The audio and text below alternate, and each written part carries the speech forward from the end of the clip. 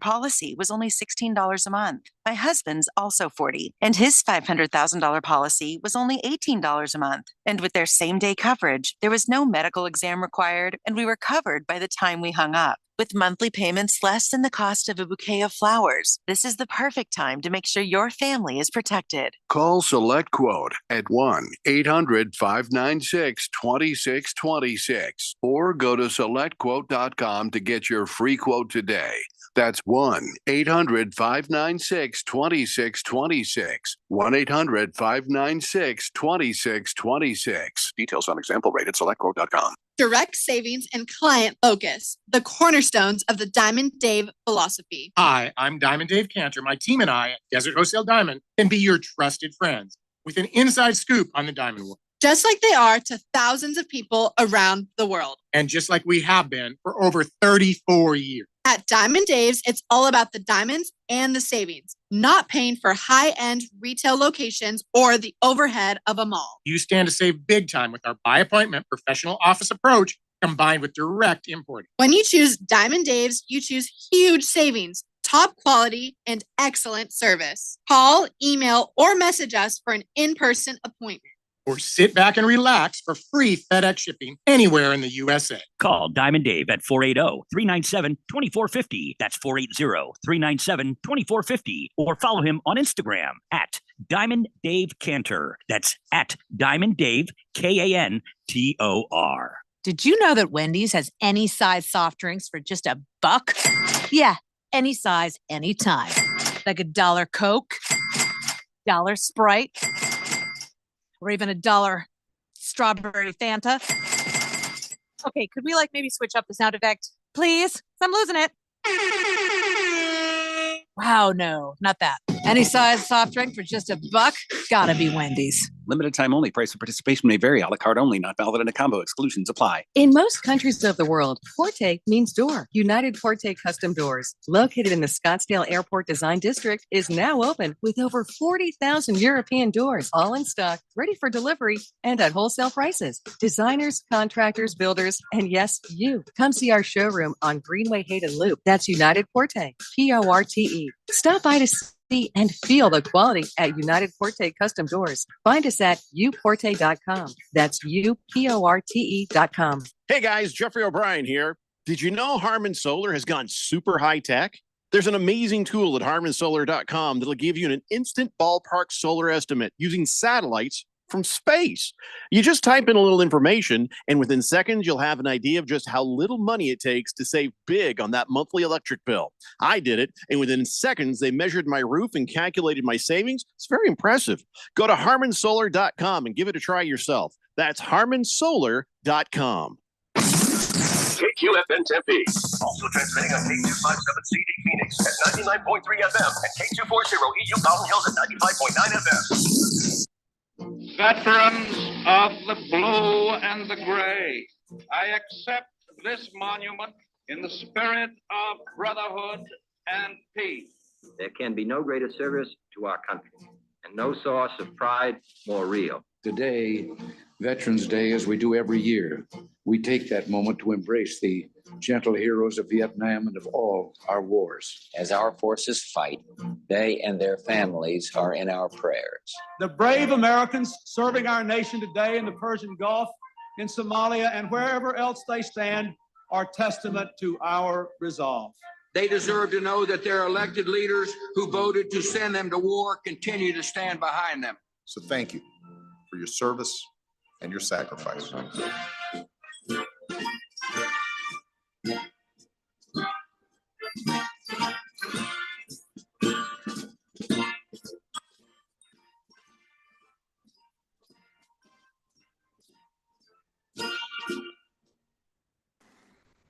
People settle down because it's time for what? Showtime. When does it start? Right now. 3, 2, 1. Let's get on with the show. Let's do it.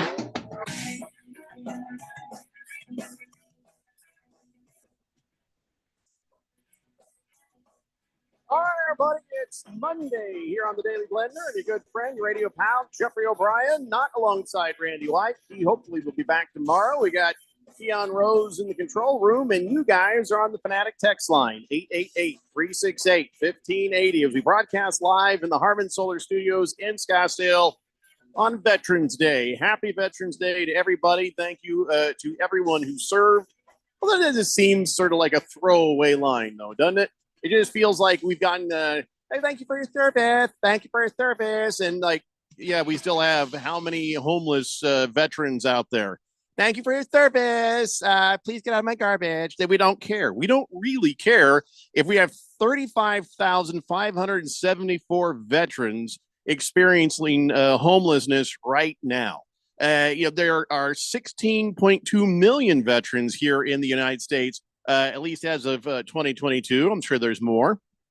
And, listen, we need to do more for them. We've been celebrating Veterans Day for 100 years. It used to be called Armistice Day back in 1919 when they started it. And then they were like, let's just make this Veterans Day because we did this for World War I. And they were like, well, now we got more wars. They're like, well, we should just make this cover all these guys.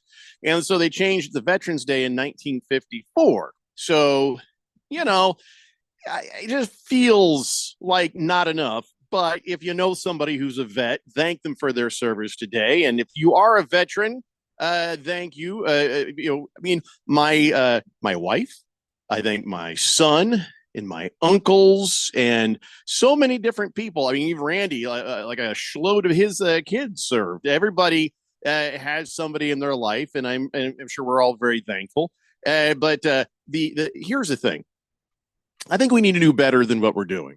First, we need to do better for the homeless and the people who show up at the VA looking for help.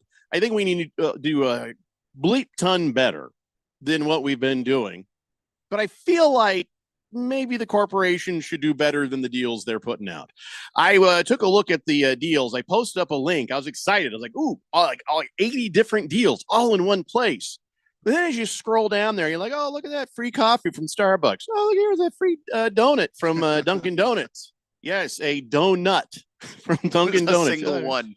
Sure. Thanks for risking your life. Here, have a chocolate donut. IHOP did better. Free red, white, and blue pancakes. That's good. Some free wings at Buffalo Wild Wings. Some actual meals at Applebee's and Chili's. Texas Roadhouse, I think, is the best. They have a steak dinner. It's not a big steak, but it's a steak and some sides and a drink. It's an actual full steak meal. So, I mean, that is great for the companies that actually gave you something like this and didn't say, oh, but you got to join our app and we need your email. Just give it to them. They don't need it. Don't need a data mine. That's the thing is the corporations don't actually care. They don't care about anybody, much less veterans. They don't care. And so like they're just using it as a way to sign people up for things. But in a way, it makes them look good because it's like it's a Veterans Day thing, but it only makes them look good. It's not an actual thing that makes anybody better. It doesn't help anybody. And also, yeah, like sure, I'm sure that there are some veterans who would appreciate a free donut or whatever, but those are usually the veterans who are already doing okay. The ones who are homeless should probably be the ones, if you pool that money together and maybe give it to them. Well, I got a better idea. First off, all the companies doing these things, hey, take full advantage and enjoy that. But we need to do better. This is what I started the whole show saying, right? We need to do better. Yeah. So here's what we need to do. I looked it up. There are 16.2 million veterans in the United States. This is as of 2022. So however many there are now. How about anybody who is a veteran in wartime, a wartime veteran, that you served during the time of war, you never have to pay taxes again for the rest of your life. You personally never have to pay taxes again for the rest of your life. Why not? Why wouldn't we do this in a country of 350 plus million? How about that? If you really believed it. Or let's say for the people who die in service, your parents never have to pay taxes again for the rest of their life. Seems like a pretty fair deal, doesn't it? It would definitely be a. It's not enough. It's not enough, but it would be definitely a putting your money where your mouth is kind of thing, which I would appreciate, and I'm sure they would too. Oh, Jeffrey, says the politicians. What would we do? That's 16.2 million, 17 million now. Whoa, that would be an economic hit to the country. Well, there's about 7 million corporations. There's S corporations and C corporations. Make them pay their fair share, and it might balance out. Who can say? Maybe, just saying. There are many wealthy people who have money offshore and all these things. They're not. What do I know? They're not paying. So We it's not need like to the do money's better. not there. We are asking people to give their lives and stand between us and evil, and we can't do better than free wings at Buffalo Wild Wings. I feel like I think you can do better. Yeah, I feel like we should and could if somebody would stand up and actually do a thing about it. But nobody on either side. So I'm just saying somebody needs to do something. This is not meant to be political, so don't come at me, bro. I'm just saying, Sir drives a lot. I agree with you too. He says 100% agree. Then he said another thing I totally agree with. Last Optimist says, yeah, I guess so. He said, see, I'm not trying to get political, so I'm not going to refer to that one on air. But yeah, I feel like anybody who had served this country in wartime shouldn't have to pay taxes. I mean, if they own a company, they should, but they personally should not have to pay taxes. Swazman says, Jeffrey, I'm in Vereen Metron Corps veteran from Desert Storm 91. Recently, a veterans organization helped me get my current apartment. So thanks to all your tax dollars, it went to a good work. See, that's awesome. And it's great when the things work. But there's a lot of people, and you probably know some directly, Swazman, it's not working. And they're not getting that help. And it maybe sometimes it's a harder hill to climb for some of these veterans that are out there homeless. So, we need to help them. We need to do more for them. And I'm sure you agree. Regal Beagle says, nice, your voice is back. What was the current cure? Whiskey, NyQuil, maybe a faith healer? Well, I got some whiskey and it mixed with NyQuil from a faith healer. So that's probably Wow. Yeah. I didn't know they offered that particular service. Had to hit this thing hard, man. Lightning Roofer says, I'd like to thank my wife as well. Aside from being smoking hot, she's the rock of our family, and she still serves today for our country. Wow, Lightning Roofer, that is excellent. My wife also hot. Is there something about the military that churns out hot-looking chicks? You know what I'm saying? They don't like to be called chicks. Don't call them chicks. I think I just undid all the goodwill that was there. Yeah. Yeah. Navy Brad, she doesn't like that. I'll say, oh, you're a hot chick. She's like, don't call me that. I'm like, well, you're hot. She's like, you got better words to use. Use better words. And I'm like, you're the hottest chick. And then she's like, get away from me. Just I don't want to talk to you. Don't anymore. talk to me right now. Yeah. Navy Brad says, to the Blender world, I would like to say thank you very much to your family members that have served. And thank you as well, Navy Brad, for your service. Get yourself over to Texas Roadhouse. Get that steak. King of Kitten says, booger. Okay, I don't know why he felt it necessarily at that moment, but okay. Last Optimist says, that's cool. I'm all for it. Yeah, listen, I ain't about politics. I'm all about just what's fair. And I don't feel like we have been fair to the veterans, to the people who have served. And a lot of these veterans that we would honor today, we end up honoring later, on Memorial Day. And wouldn't it be nice? Wouldn't it be nice if it wasn't so tragic? I'm just saying, there's a lot of stuff we could do, and it wouldn't take much. That's the other thing. It wouldn't take that much. They deserve better. Cabana says, great open. Instead of adopting a blind cat or like a two-legged dog, maybe, help wash some homeless vets' dirty clothes. Oh, to hell with that. Let's get them a place to wash them themselves. What good is it if you wash their clothes? And don't get me wrong, we got to get these clean homeless veterans is a huge problem. Yeah, it's just like, but if you're still homeless, that's the problem. Yeah. But I get it, Cabana. It's a little thing that can make someone's life better if it's already not in a great place. We need to do bigger things. We need to think bigger. Now I know there's always going to be a selection of a percentage of a people that are really hard to help, but we need to work harder to help those, even them. that are resistant or whatever. We just need to at least make sure we've done everything that we can do. And I feel like we can do more than wash their clothes, Cabana. I feel like somebody wanted us to wash their feet, if you know what I mean. 888-368-1580. So, all right, this Veterans Day, as we thank everybody who served, and if you guys want to do a shout out for somebody in your life that, that served and you want to thank them, I am happy to read your text to do that. But, along the way, this still is the Daily Blender. So it's a Monday. And on a Monday, we talk about every single game that happened over the weekend.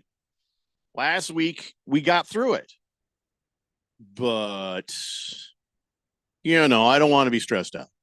So we're going to start the show with all the football.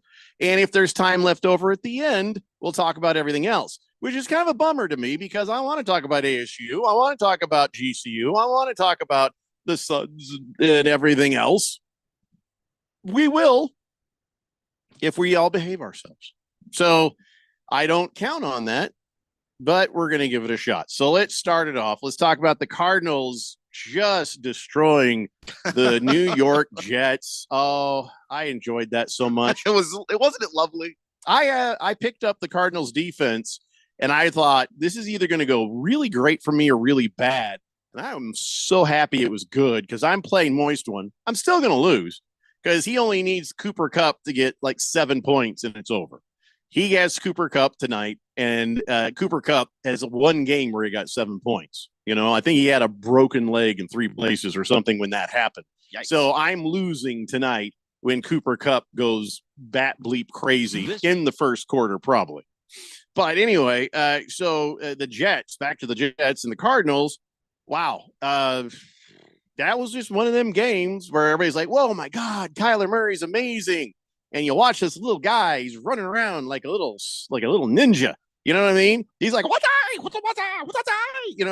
was spooky. He was like going at a different speed than everyone else, and I gotta be honest, he had some really nice throws. Yeah. There's a reason why people liked Kyler Murray coming into the league. Like at his best, that's what he can do. You just want to see that more often. And at least lately anyway, we have seen good Kyler Murray more often lately than we've seen bad Kyler Murray. Yeah. And when that dude is on, the Jets didn't know what to do with him. No. And the other part of this is they suck so bad they allowed Kyler Murray to look that good.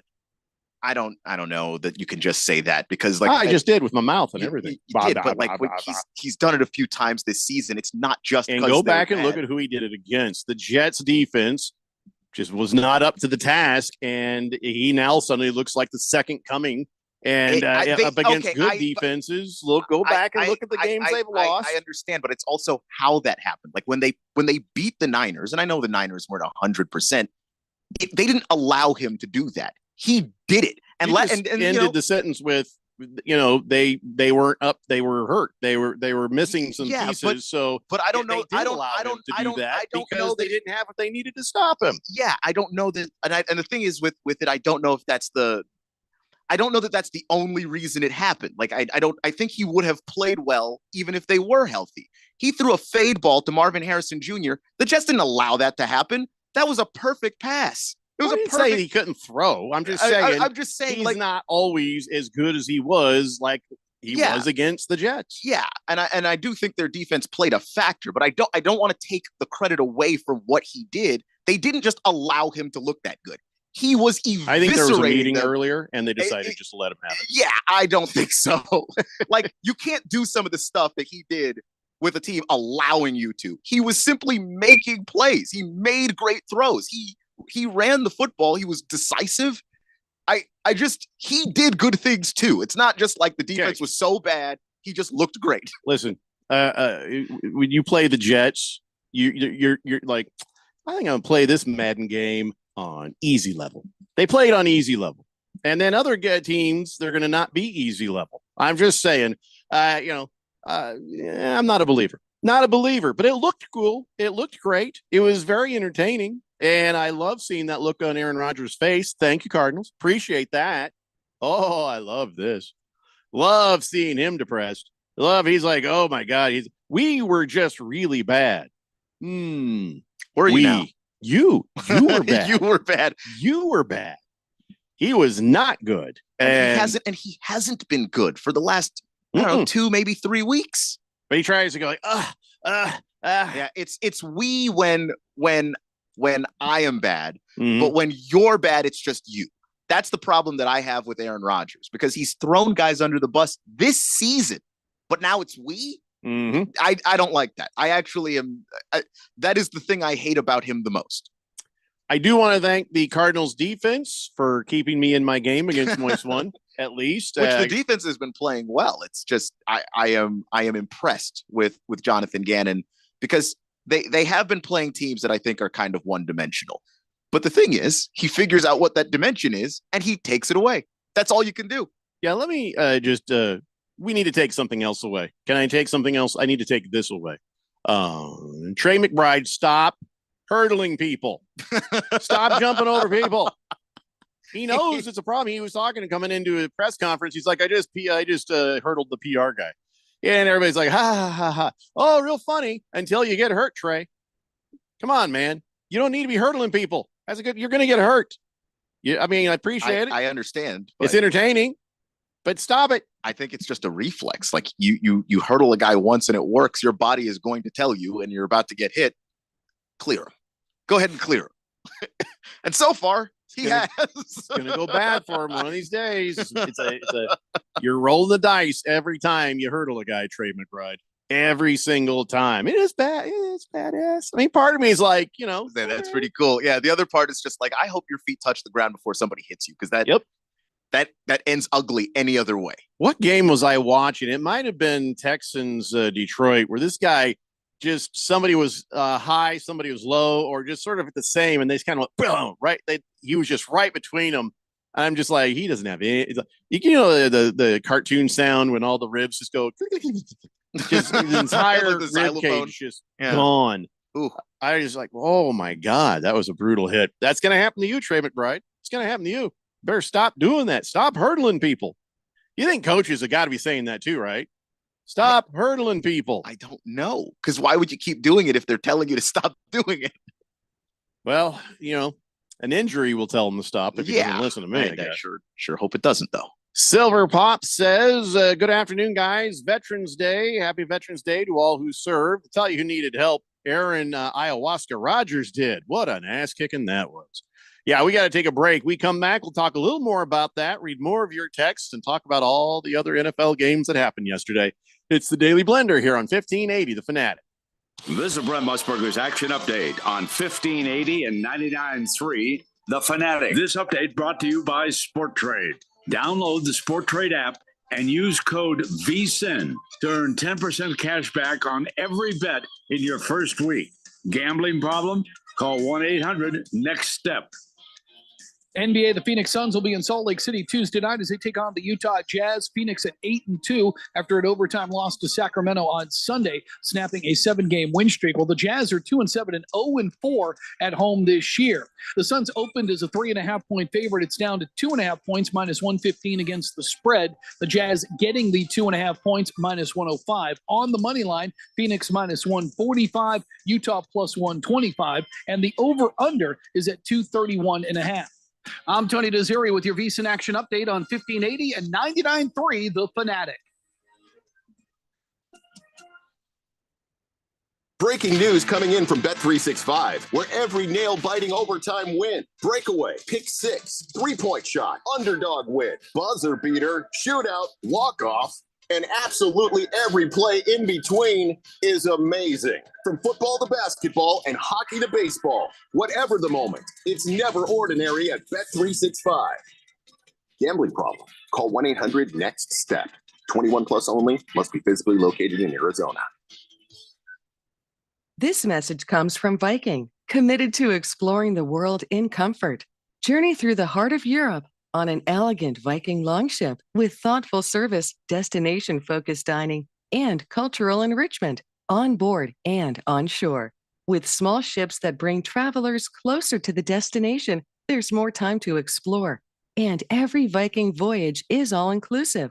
with no children and no casinos. Learn more at Viking.com. Monday night means football on the Fanatic. Monday night, the Dolphins swam west to take on the Los Angeles Rams in L.A. Tua Tagovailoa looks to get hot. Meanwhile, the Rams look to keep their winning ways going with Matthew Stafford, Puka Nacua, and that frenetic Rams offense. Dolphins at Rams, Monday night. You're home for live NFL action, the playoffs, and Super Bowl 59. 1580 The Fanatic.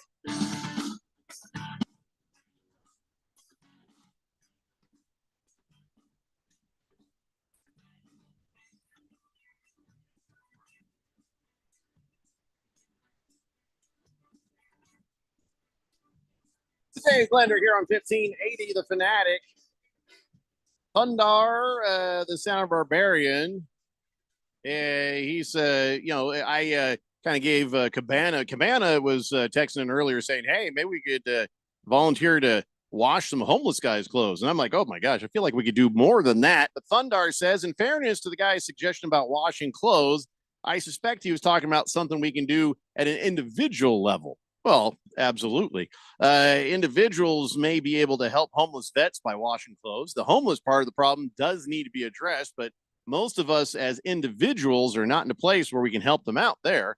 It's more of a societal issue. Yeah, that's why I'm saying societally we need to do more. And that's why I peeled off some ideas on what we could do about that. But yeah, anything you can do personally on a personal level, I mean, could be any variety of things. If you're able, then by gosh, absolutely, right? Last Optimist says, shout out to my OEF veteran wife. I might have to break my personal rule of only buying retired player jerseys and purchase a Buda Baker or a Trey McBride jersey now. Buda played great yesterday, doesn't he? Oh, yeah. Buda. I mean, it's been a great season for him. I remember at the beginning of the season, there were a couple of people on the weekend talking about football that were talking about the Cardinals potentially trading Buda Baker because of I don't even know what. No, you don't do that. He's the centerpiece of the defense. None of the other things the Cardinals do well works if you take Buda Baker out of the middle of that defense. You can't do it. Gotta have Buda. Lacrosse guy says, Jeffrey, don't discount this win. A win is a win, especially in the NFL. And especially if you're at the top of the division, hey, go ahead and keep that thing rolling if you can. Show me this and, maybe up against a good team, then we'll talk. That's all I'm saying. It's a great win. Just saying. Just what great wins have you had against, really good teams? That's all I'm saying. Quiet Cannon says, I want to give a shout out to my nephew. Matthew serves as a Marine sniper. He's been deployed 3 times. No details to follow. None necessary. None necessary. Thank him for his service, of course. Big George says, happy Veterans Day. Hope everyone is wearing their red Remembrance Day poppies. That's what the British do. We don't do that. What are you doing? What country are you from? He says, God bless all our troops, past, present, and future. Thank you, Keon, for your dad's service. Thank you, Jeffrey, for your wife and your son's service, and Randy for his sons. And thank you, Ralph. Why are you thinking Ralph? Ralph didn't serve.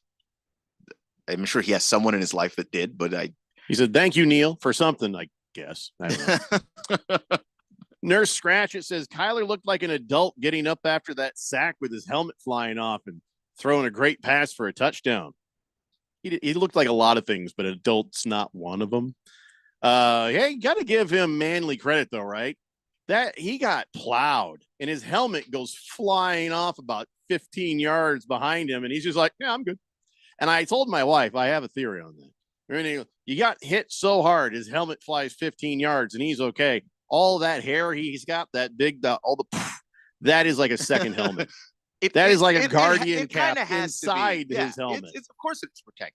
That's a lot of hair. That is, and it's thick and angry. It's just that, that's safety. I know that Kyler is vertically challenged, but that is a solid human being. Like I don't know if he's ripped. I never said he was anything less. And not just ripped, like thick. Like he's just a sturdy looking person. If you've ever seen him in person, it's pretty crazy. Like I saw him I wasn't like anywhere next to him, but I had pretty good seats at the WNBA All-Star game. And then Kyler kind of walks in to get to the front row. And like, that is a solid guy. Like hitting him can't possibly be easy. Yeah, but keep in mind, the people hitting him, not Keon size. No, they're no. George size. But the thing is, like, he's still like on that touchdown run that he had where he kind of ran between everybody. There were some guys grabbing at him and they just couldn't pull him down. I think he's oiled up. And I think they put vegetable oil all over his uniform. He's not Jalen Hurts, but he squats a lot. Like he squats heavy. Kyler's not like Jaden Daniels, where it feels like if you sneeze, like he's just gone. Never said he was a delicate flower, but he is. No, I just than everyone else. Yeah, like, but I'm just saying the height might hinder him in some ways, but he's not easy to bring down because he's short, is what I'm saying. Kiss the Cook says, "Oh, Ganucci." Okay. He says, hurdle a player and risk twig and berry exposure. Oh, Ganucci. Okay, that's what he meant. Seabass says, breaker, blender crew. Do you read me? Yes, sir, we do. Squelch. I only have one thing to say to all those people out there who have doubted my Carolina Panthers the last 2 weeks. F your prayers. You wolves in wolves clothing, over. Seabass, we still doubt your team. Seabass, Ruben Gallego, all of a sudden, what happened? Who did you beat? Who did you beat, Seabass? Well, it doesn't matter. If you the do it, new official worst team in football. That's who. If you do it as the Panthers, well, is it them though? How is it not the Giants? How is it not the Giants? Well, the Jaguars. Who you got worse? The Jaguars still exist. The Jets boys sure look like they are right there. The Cowboys. The Cowboys may not have as bad. The Giants. I don't know the Giants. I don't know, but if the Cowboys and Giants played, the Cowboys might actually lose. So I don't know that could be the Giants. I watched Dallas last night and they looked miserable. We can fight it out. We can fight it out another time. But yeah, I guess tomorrow that's part of the show. Yeah, I guess, yeah. Have to break down who's the worst team.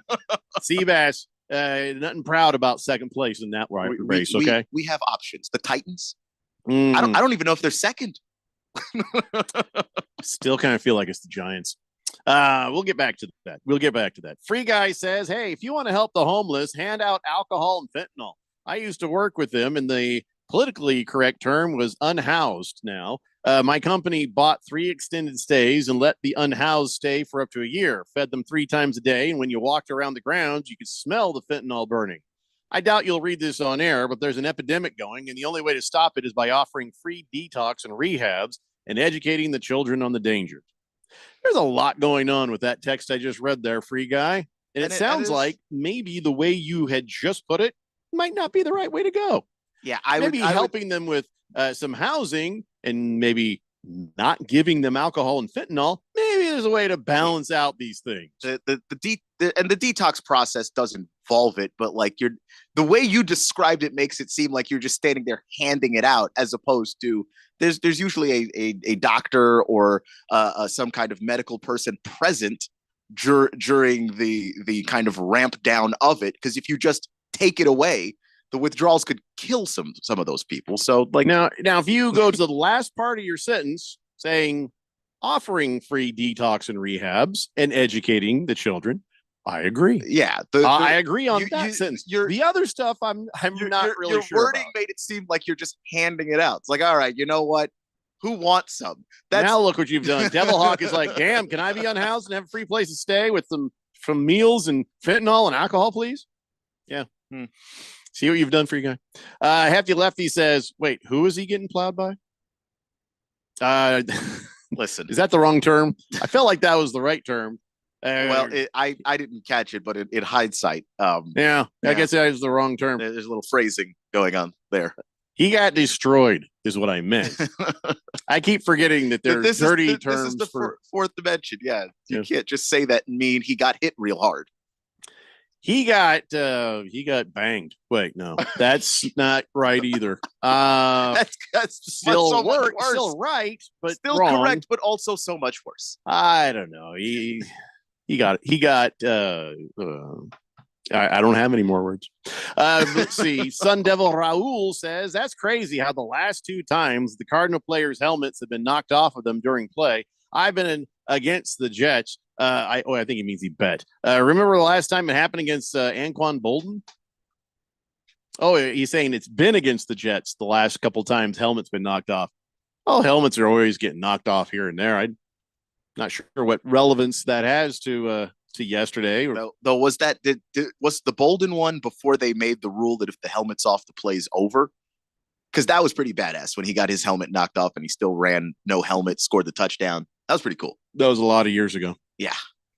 Thundar Sam Barbarian says, I want to give a shout out to my defense. No, we're not talking about your fantasy football. I let people have a shout out for veterans and veterans in their life, not for your fantasy football that nobody cares about. Although my wife did the same thing you did. She got the Detroit defense, I think it was, she got the Detroit defense and did okay with that. So let's see. Big Jake says Kyler has most definitely matured. Why was he not adulty? I swear you're just full of haterade. Oh, he's hating whenever possible. Don't hate little Kyler Murray. He's a little guy. It's just comical almost to watch sometimes, even when he's doing good things. When he ran into the end zone, I'm like, oh, look at the little guy go. Oh, he's so adorable. I would argue when he's doing good things, it's even funnier.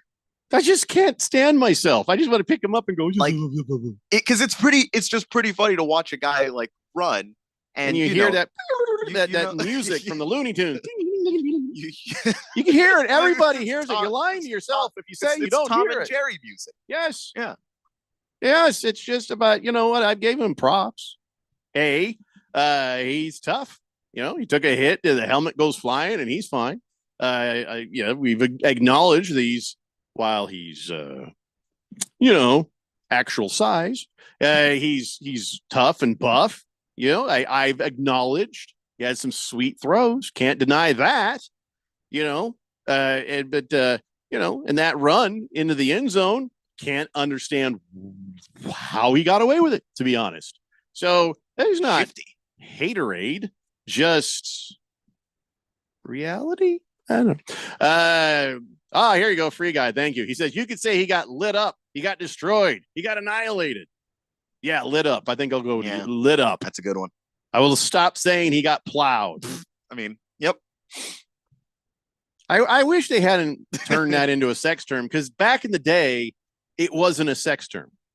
Back in the day, I used to hear people say that about football. Oh, that dude got plowed. Oh, yeah. Yeah, it's just the times are changing. Now you're turning and you got lit up into something sexual. I mean, got lit right up the what? Yes, Benny Hill music. You're right, Seabass. Benny Hill music every time Bryce Young drops back to path. Yakety sax. Yeah. And Bryce Young, unlike Kyler, is not that solid of a person. He's slight. When he gets hit, it looks like it hurts every single time. everybody when they see him get hit, you got to stand up and kind of crack your back a little bit. Yeah. Kind of work it out. Just kind of touch your toes. He gets hit so hard, you get muscle tightness. It's You're like, I need to get some Tylenol. Why? I just do.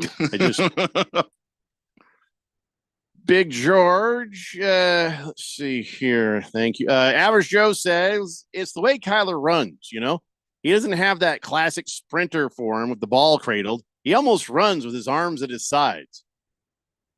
Yeah, I see. Like Tina and Bob's Burgers. She just kind of runs and her arms are down. Mm-hmm. It is kind of like that. Yeah. Moist One says, how about this? Gave him a licking. No. See, when you say it, now all I hear is gross. Yeah. Latina Leprechaun says, how about that guy got railed? No, come on.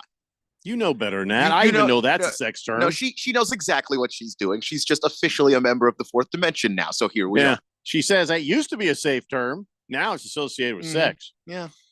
Yeah, that's what I'm saying. We got to get it. I think lit up. They're gonna be like, oh, like drugs. Oh, God damn it. Sir Drives a Lot says, like a toddler.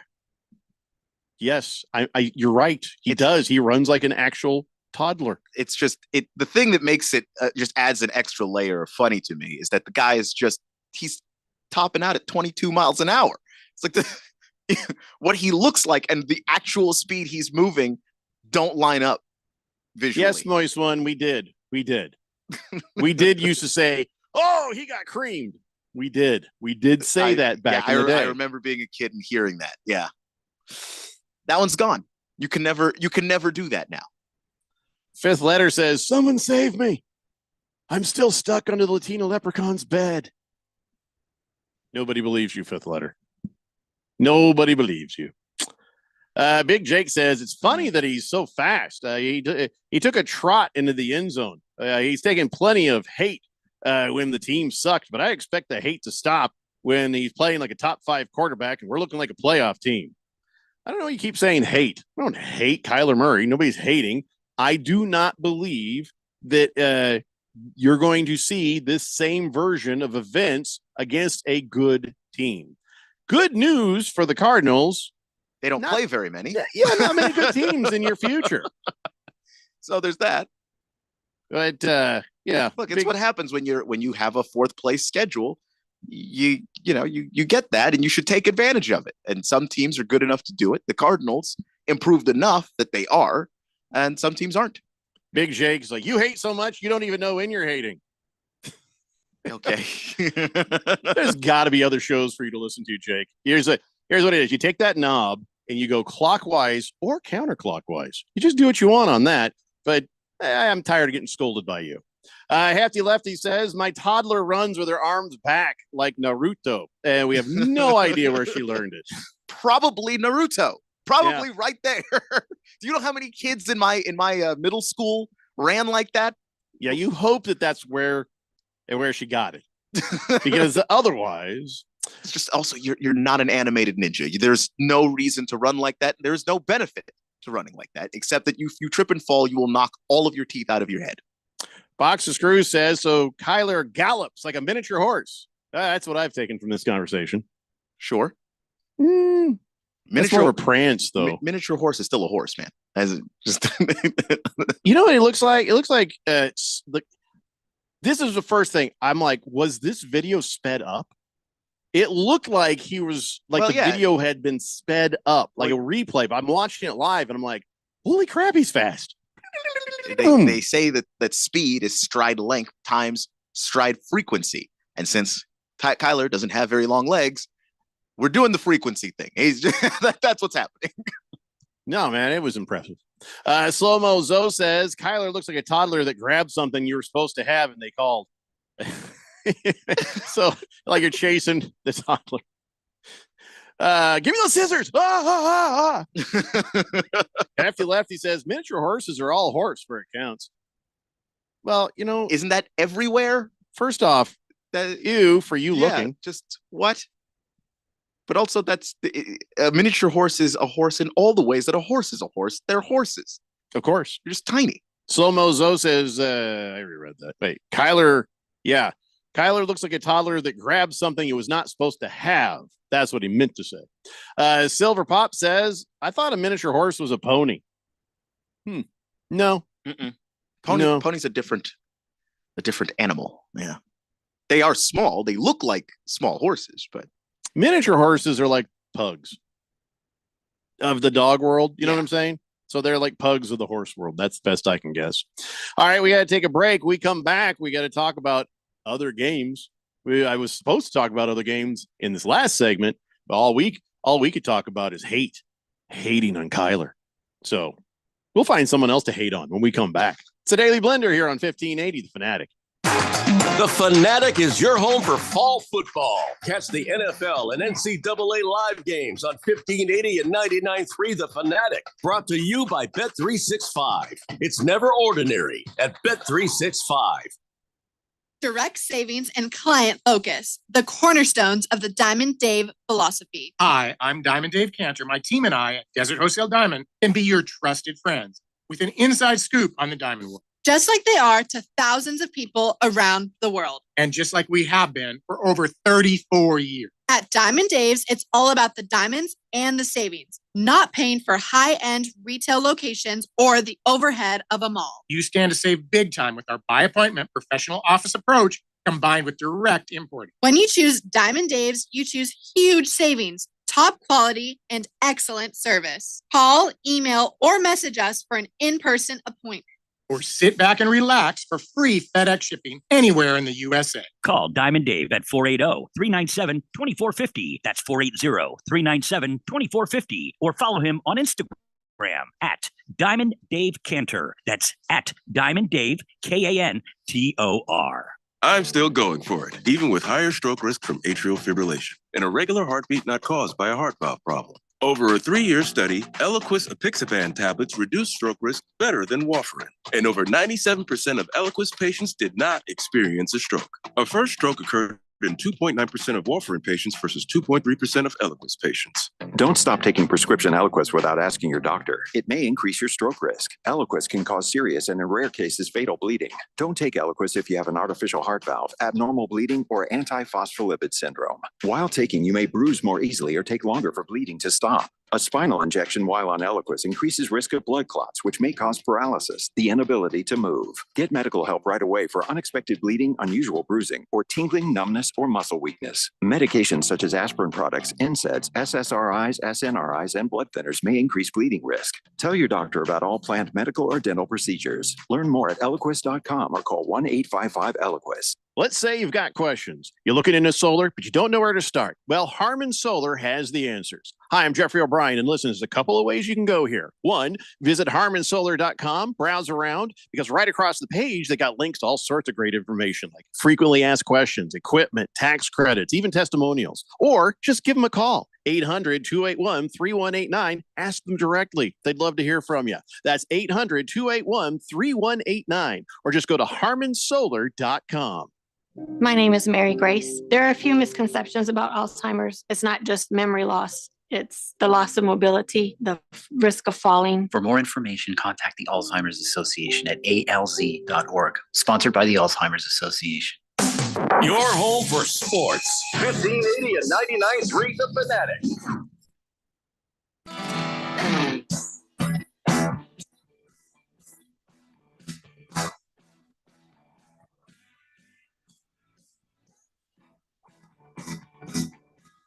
Daily Blender here on 1580 The Fanatic. Bullseye says, hi there, Jeffrey. Can we hate on Deebo Samuel for attacking the long snapper and field goal kicker yesterday after he missed 3 field goals?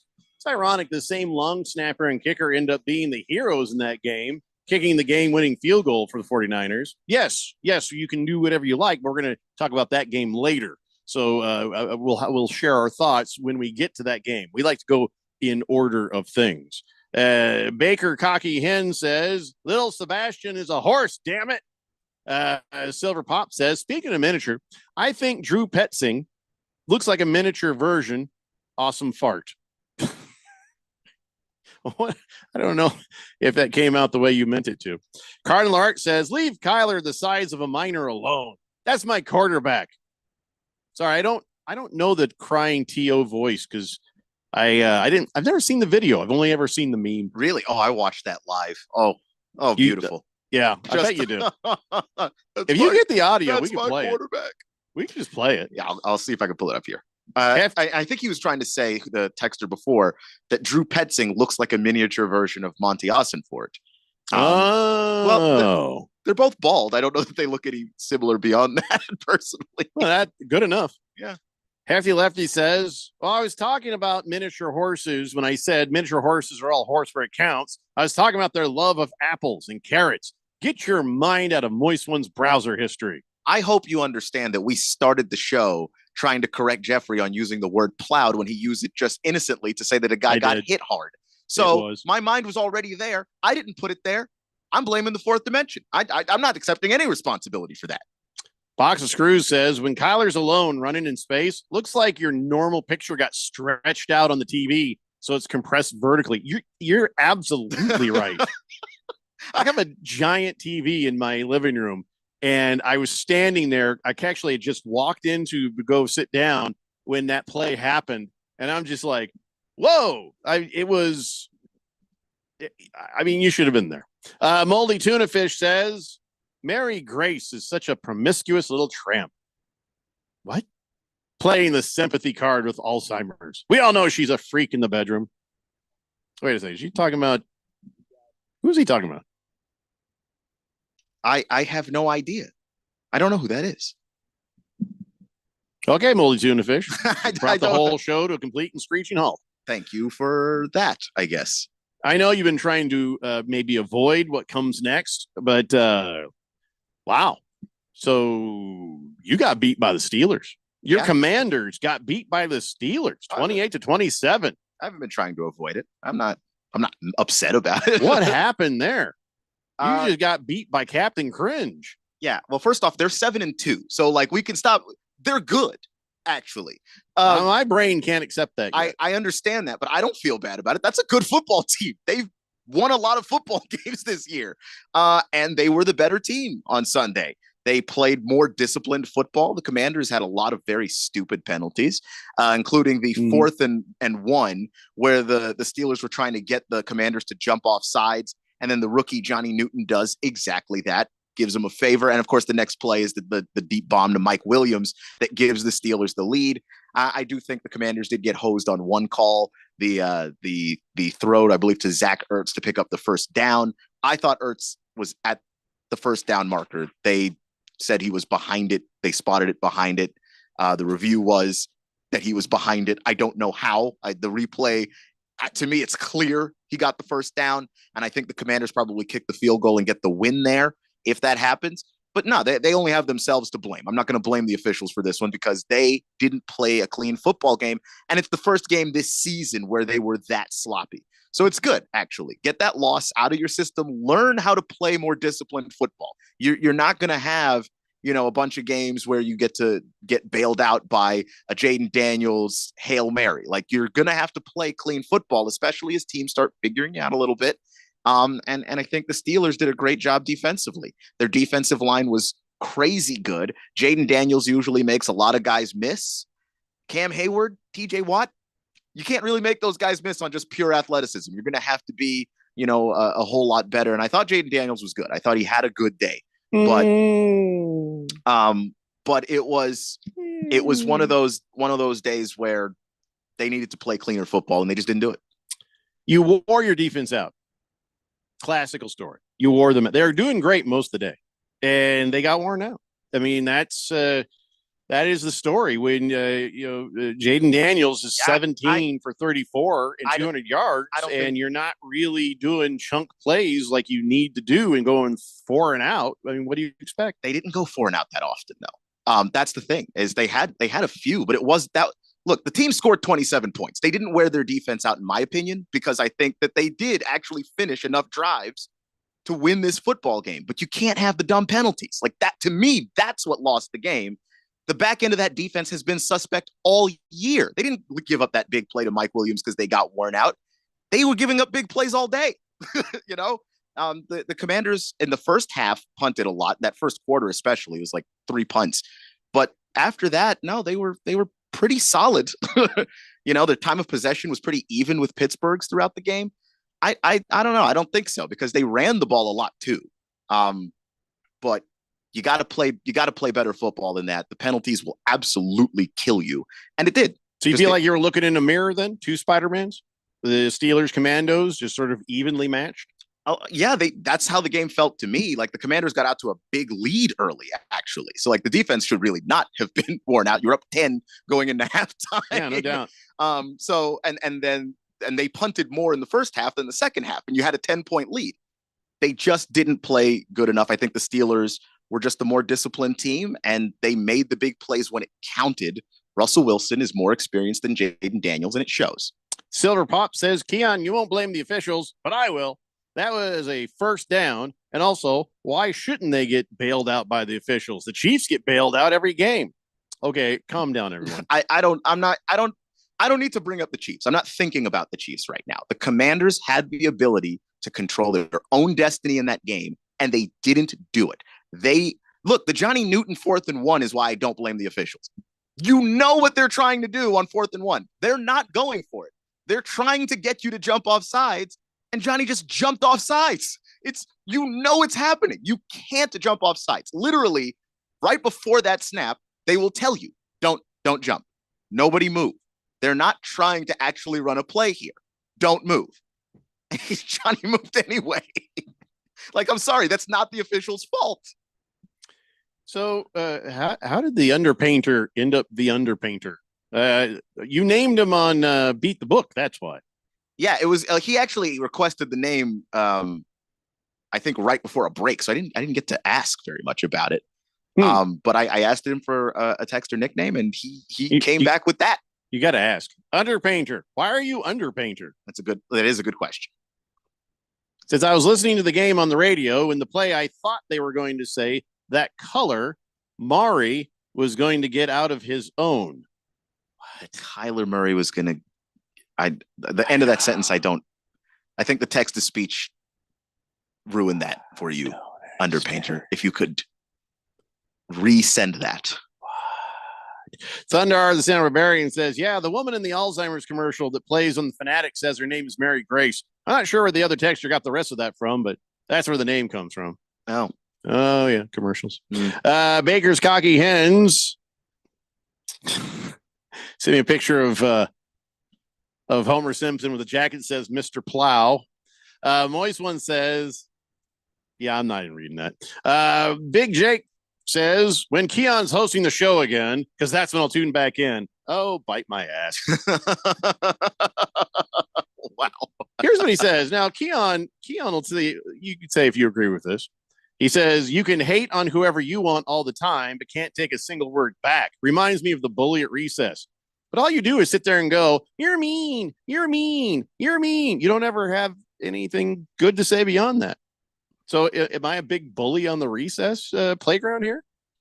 I don't think so. That hasn't, I mean, outside of like my year one hazing that you and Randy put me through. That's and we like you, so that was nothing.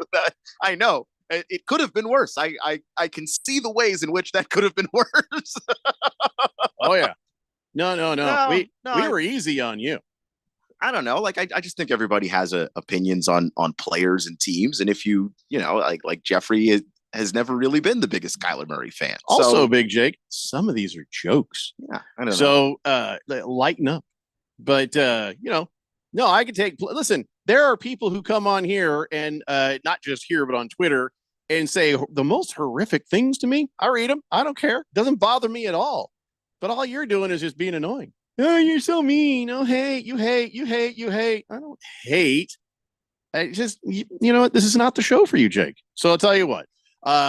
Maybe Keon will text you when I'm not here. Okay. Baker's Cocky Hen says, Big Jake is like a soccer guy coming into a football game and demanding we play by soccer rules. Yeah, I know. I've been doing this for 30 years, Jake. Yeah. Slow-Mo Zoe says, NFL Red Zone was free this weekend. First time I watched it. I enjoyed it. What do you guys think? I don't like it. I know that's probably not the answer hate you were it. looking for. No, I like it. But it's not the only thing I would watch. Like I don't want to watch Red Zone by itself. But if I have one game going on, like I have a main game that I'm looking at, having the Red Zone on to kind of keep track of whatever else is happening. Yeah. I like that. I can see, here's where I agree. I can see Red Zone. I have the Sunday ticket. So I've got the big screen and then I got another screen there and I try to keep 4 games in it. Now I'm constantly aggravated by the fact that you can't pick and choose which games go in there. They say you can, but they lie because you can't. You try to get it the way you want it and it doesn't let you more times than not. So, but I always have those games there and I'll have the main game up there and I'll switch it around. If I like, ooh, this game stinks now, let's go watch something else, which means I don't see a lot of Colts games on my big screen. And so, I could see if I didn't have Sunday ticket, Red Zone. Yeah, I don't have Sunday ticket. That's exactly why it works for this. Because then you see, oh, yeah, that's happening over there. That's happening over there. Swazman says, Jeffrey, I've been texting your show for a number of years since the pandemic. For sure, you've always been fair about things, and you're a former professional comedian, so some people need to lighten up. Yeah, I don't even need you to think I'm funny. Don't even care about that. I don't think I'm mean. I'm not hateful. I mean, all right, I'm a little mean. like a little mean, but I'm sorry. Mean. I got bad news for you, man. Everybody in radio is at least a little mean. All of us. You see, here's the thing: the worst person is the one who gets upset when it's about their stuff. If it's about something else, they don't mind. But it gets too close to them, oh, then that's what's bad. So, all right, hour 2 is up next. It's Daily Blender here on 1580 The Fanatic. The Fanatic is your home for fall football. Catch the NFL and NCAA live games on 1580 and 99.3 The Fanatic. Brought to you by Bet365. It's never ordinary at Bet365. Direct savings and client focus, the cornerstones of the Diamond Dave philosophy. Hi, I'm Diamond Dave Cantor. My team and I at Desert Wholesale Diamond can be your trusted friends with an inside scoop on the diamond world. Just like they are to thousands of people around the world. And just like we have been for over 34 years. At Diamond Dave's, it's all about the diamonds and the savings, not paying for high-end retail locations or the overhead of a mall. You stand to save big time with our by appointment professional office approach combined with direct importing. When you choose Diamond Dave's, you choose huge savings, top quality, and excellent service. Call, email, or message us for an in-person appointment. Or sit back and relax for free FedEx shipping anywhere in the USA. Call Diamond Dave at 480-397-2450. That's 480-397-2450. Or follow him on Instagram at Diamond Dave Cantor. That's at Diamond Dave, Kantor. I'm still going for it, even with higher stroke risk from atrial fibrillation, an irregular heartbeat not caused by a heart valve problem. Over a 3-year study, Eliquis apixaban tablets reduced stroke risk better than warfarin. And over 97% of Eliquis patients did not experience a stroke. A first stroke occurred in 2.9% of warfarin patients versus 2.3% of Eliquis patients. Don't stop taking prescription Eliquis without asking your doctor. It may increase your stroke risk. Eliquis can cause serious and in rare cases fatal bleeding. Don't take Eliquis if you have an artificial heart valve, abnormal bleeding, or antiphospholipid syndrome. While taking, you may bruise more easily or take longer for bleeding to stop. A spinal injection while on Eliquis increases risk of blood clots, which may cause paralysis, the inability to move. Get medical help right away for unexpected bleeding, unusual bruising, or tingling, numbness, or muscle weakness. Medications such as aspirin products, NSAIDs, SSRIs, SNRIs, and blood thinners may increase bleeding risk. Tell your doctor about all planned medical or dental procedures. Learn more at Eliquis.com or call 1-855-ELIQUIS. Head coach Bobby Hurley and Sun Devil men's basketball are ready to join the Big 12 Conference. This season, the Sun Devils host conference foes Baylor, Iowa State, Arizona, TCU, and Houston, all at Desert Financial Arena. And another steal ahead to Miller. And Miller reverses it up and in. And he's fouled. Holy moly. Join the action and get your Sun Devil men's basketball tickets today by calling 480-727-0000 or go online to sundeviltickets.com. My name is Mary Grace. There are a few misconceptions about Alzheimer's. It's not just memory loss. It's the loss of mobility, the risk of falling. For more information, contact the Alzheimer's Association at alz.org. Sponsored by the Alzheimer's Association. KQFN Tempe. Also transmitting on K257CD Phoenix at 99.3 FM and K240 EU Mountain Hills at 95.9 FM. Veterans Day, day to remember and honor those that have served this country. Veterans Day is a real big deal. For Veterans Day, many Americans are focused on remembering the troops. To honor all of our veterans, we are establishing a memorial park on the Detroit River. My dad was in World War II, Korea, and Vietnam. We dedicate this mural of all of the nurses that served in Vietnam. It's just important with all the sacrifices that they and their families have made over the years to come out and show how much their service to our nation has been appreciated. Celebrating our vets is the right thing to do. We are all about helping our veterans and serving our country. So to all our veterans, on behalf of our entire nation, thank you for everything you've done and will continue to do for our country. People settle down because it's time. Time for what? Showtime. When does it start? Right now. 3, 2, 1. Let's get on with the show. Let's do it.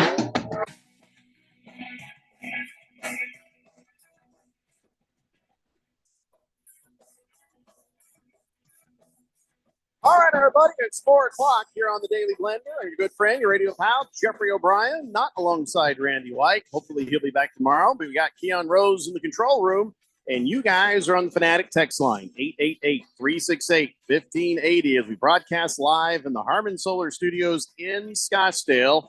And we managed to get through 2 games in the last hour. 2 games. At this rate, we will be done next Thursday. We got to pick up the pace, I think. Although I'm going to say one more thing about your Commandos. I'm looking forward to Thursday Night Football. Hopefully it's not too quick of a turnaround, but it's the same turnaround for the Eagles as it's going to be for your Commandos. So I saw that come up on the thing. I'm like, oh, that's going to be good. That's going to be a really good game. The Eagles have Good been test. kind of up and down, but I when they're up, they're a tough team to beat, and I think the Commanders have got their hands full here. Yeah. I am looking forward to that game. Can you believe that? As a Commanders fan, someone is looking forward to your game. Yeah, I can't believe it either. I used to dread the primetime spots. Like, oh no, we're the only game on. Everyone's gonna have to see us. No, please don't. Yeah, please. Could Flex, you just swap us flex. out? Like, I just really think this is not a great game. I and that's the reason why I'm also just not really that upset about them losing to the Steelers. Like, I'm just enjoying the season, man. Like, this team wasn't supposed to look anywhere near this good, and they do. And even in that loss, I saw a lot of really good things that they can build on and hopefully be a better team moving forward. I'm looking forward to this game. Even though Jalen Hurts is my fantasy football quarterback, I actually want you guys to go up big, so he has to throw the ball a lot. That's true, because they'll just hand it off to Saquon if they get anything that looks remotely like a big lead.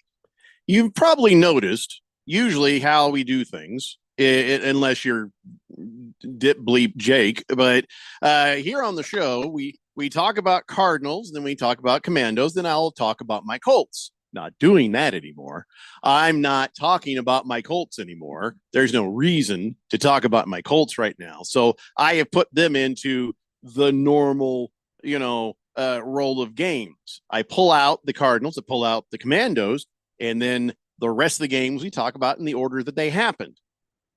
The Colts don't deserve the kind of treatment I'd been giving them. See, look, I hate my own team. 888-368-1580. Real fast, Slow-Mo Zoe says, I want to give a shout out to my brother, 25 years in the Air Force, retired, but still working in the military as a civilian stationed in England. Oh, cool, man. That is cool. What a great place to be, too. If you're going to be somewhere, be there. Donnie says, you guys can skip the Jaguars-Vikings game as well. Nope. No game left behind, Donnie. No game left behind. Oh, no. Cardinal Art says, hey, Jeffco, how about them Cowboys? Woo! In the great words of Super High Jim Irsay, love to see it. Yeah, we'll get to that. Don't worry. We'll get to that. Golden Domer says, any news on maybe if undefeated fantasy football teams earn a prize or a bonus? Oh, I forgot to ask. Totally forgot to ask. Like if you go through the entire season undefeated. Yeah. Well, I think that's automatic entry into the Premier League at least. But you'd have to think so, right? I'll see if there's not a bonus, I'll just dig into the prize closet and see what the hell's in there and just pile it on whoever does that.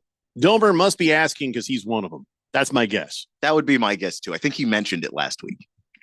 Bite Mike Kebab says, thank you for the NASCAR Truck Series tickets for Friday. Had plenty of fun until the temperature dropped below 50 degrees.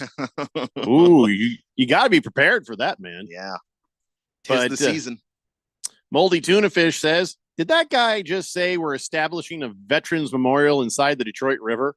It's kind of dark, don't you think? I think he said at the side of. Yeah, I don't think he said inside. Yeah. At the site. Yeah. The Jet says, I'm starting to put that puzzle together with Randy missing Mondays after a Cardinals win. I'm guessing him and Radio Ron have a deal, and Radio Ron is getting the short end of the stick as he didn't think we'd win this many games. There might be some truth to that. Baby Got Dak says, I hate my own team too, Jeffrey. Baby Got Dak. Yeah. Cowboys fan. Don't worry. We'll talk plenty about your team. Baker's Cocky Hen says, yeah, the race on Saturday night was amazing. Oh, yeah. Malcolm in the Middle crashed. Wait, what day was that? was that Friday? Was because he did the truck race, or is he? Hold on, I got it here. It's like my stuff shows up in order of interest. And How far back is that in the pile? Um, Because that's the real question I have right away. I lost it. I thought I printed it. So I lost it. Went to the I guess ambulance after he crashed and it was limped off. It was the truck race, so I think that's Saturday. Hope the little guy is okay. Yeah, Saturday. Word is he's fine. I think he's okay. Yeah, it looks like he's going to be okay. That's what this article's saying. But he was limping to the ambulance, so something broke. Hefty Lefty says, "Happy Veterans Day to my uncle who retired from the Air Force after 35 years, made it up to a 4-star general." Wow, that is amazing. Impressive. Yeah, that is amazing. Okay, there's got to be a joke here. Come on, what's the joke? How did he make it up to that 4-star general? You know, I mean, what did he? I just seriously 4-star general. That is cool. That is very cool, Hefty Lefty. All right, let's get back to the games. First off, can I just say how very risky it is to subject Germany to Machine Gun Kelly singing? That's just going to piss them off. I feel like they're like, "That's great. We're going to watch some football today." And after that, they're like, "Why did they send him to us?" You know, they're probably cranky. And did you see those Star Wars pictures they were drinking beer out of? Remember in Star Wars when Luke's aunt pours out the blue milk and they were drinking, that was a singular beer. That's the that Germans they would man. have. That's the Germans. They get these plastic steins. They are serious about beer over there. Like just way more serious than us. Yeah. You know, you say, "Oh, I've had a couple beers." You're like, "Oh, dear God." You know, in Germany, that's a lot of beer. You can't drive anywhere. Now, I don't know if the alcohol level of German beer is less or more than here in the United States, but them in some big beers is all I'm saying. And so, you know, Machine Gun Kelly sitting there singing. What was he singing when they went to him? Oh, I don't know. Kind of like not really singing, more like, yeah. Talking. I don't know. It was an actual song. And I was like, oh, was it? Huh. I didn't catch it. And I may or may not have avoided that intentionally. Well, I mean, I was just like, mute, you know, Yeah. And until I started seeing like words show up, then I was like, oh, yeah, now I can listen to these guys. But the Panthers and the Giants fought it out to see who's the worst team in the NFL in Germany. And turned out to be the Giants. The Giants are very bad. Oh, my God, bad. I mean, the Panthers are bad, too. But listen, and somebody has to be fired. You can't keep doing this. You can't. There's no mystery. There's no, well, maybe are you sure about Daniel? Yes, give him a chance. Maybe we can try this, try that, try that. No. Well, they can't. Everybody's got to be fired. Yeah, I mean, the GM, from the GM on down, because, of course, the GM is the one that signs off on the let's pay Daniel Jones and not Saquon Barkley. Like, that's a good idea, as he threw 2 interceptions yesterday. Daniel Jones has thrown an interception in 9 of the 10 games they've played this year. You know, I mean, it's impossible. It's impossible. So we sent bad football and Machine Gun Kelly to Germany. You don't realize, I mean, what we may have sparked here? Like that should be just an international crime of some kind. You would think. Because there's nothing says to another country, I hate you, like the combination of Machine Gun Kelly and the Panthers and Giants playing football. And then you got Hockey down there, right? Hockey comes out and he calls one of the plays, and he's like, turns out he's Swiss German, so he's like all of a sudden speaking in German. And everybody's like, "Whoa," and oh, what? And he was just like, and he says, "It's by the center, it's third down." And he just goes from German to English, and the crowd's like, "Oh," they're very impressed. Yeah. And then like his dad did the same thing in the first game that was in Mexico. Sostiendo, penalty, today is yardas, primer Nintendo. Yeah. And Everybody was like, oh, Yeah, look, that's pretty cool. The multilingual Hercules. yeah, but he's being Swiss German, so I'm like, ooh. No wonder he's buff. He just he'll either fight getting you or, ready for something is what it, yeah, just, he'll either fight you or stay out of it. he's either the one making the chocolate or I don't know. because I think the Swiss are neutral. They don't fight anybody. They don't So want to. tomorrow we are going to fight.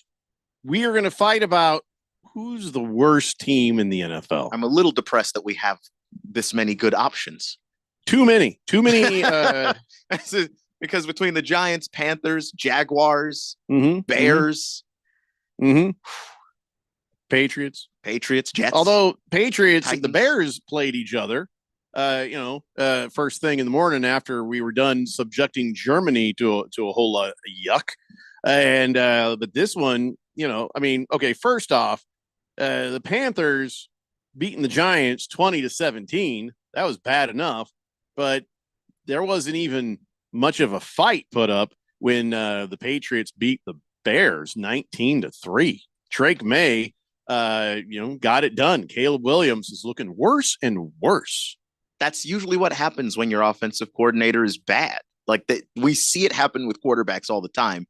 If you watch Bryce Young a year ago, he didn't start off as bad as he started this year.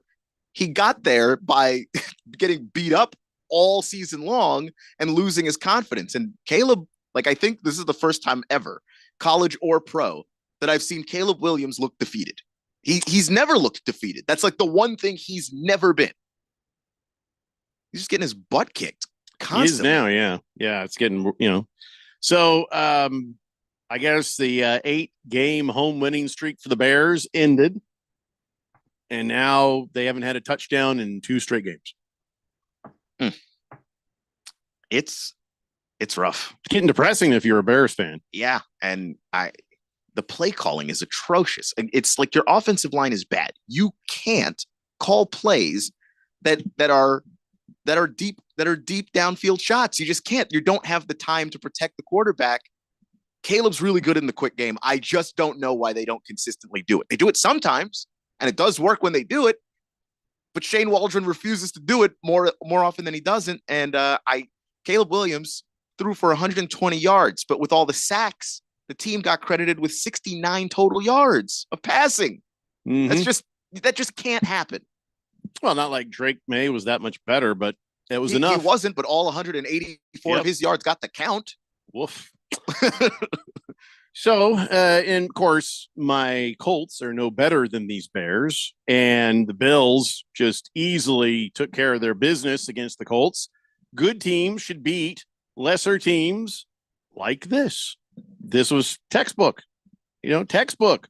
Josh Allen, he was throwing them, he was running them, everything you expect him to do. Although my defense did step up and get a couple of interceptions, right? Right. And,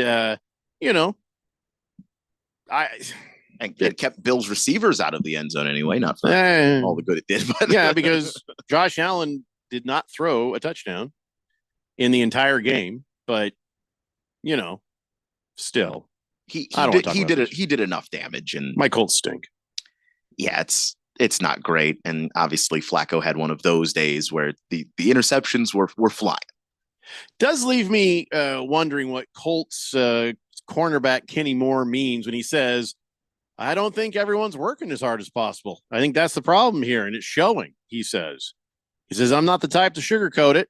I don't think there's an urgency there. I don't think the details are there. I don't think the effort is there. I don't think I don't see everything correlating from meetings to practice to the games.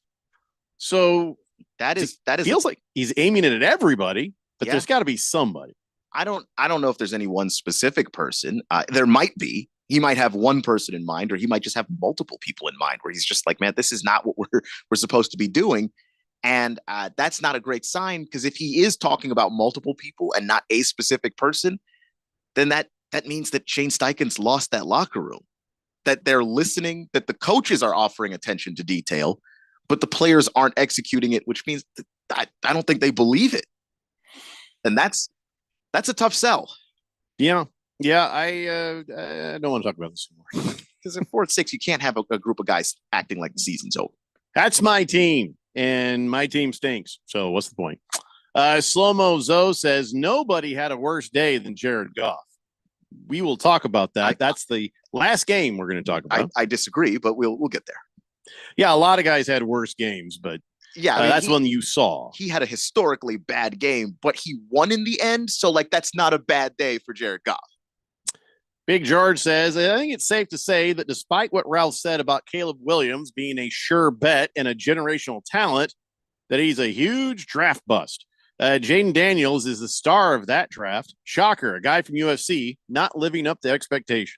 I don't know. Caleb Williams doesn't look like a bust to me. Like when I watch him play, he is doing all of the things he did in college. But I'm sorry, I don't think that the trend here gets to be guys from USC. Look at how many quarterback careers the Bears have killed. You know what tends to kill a quarterback going into the league? Being drafted by the Bears. This is the third quarterback in a row now.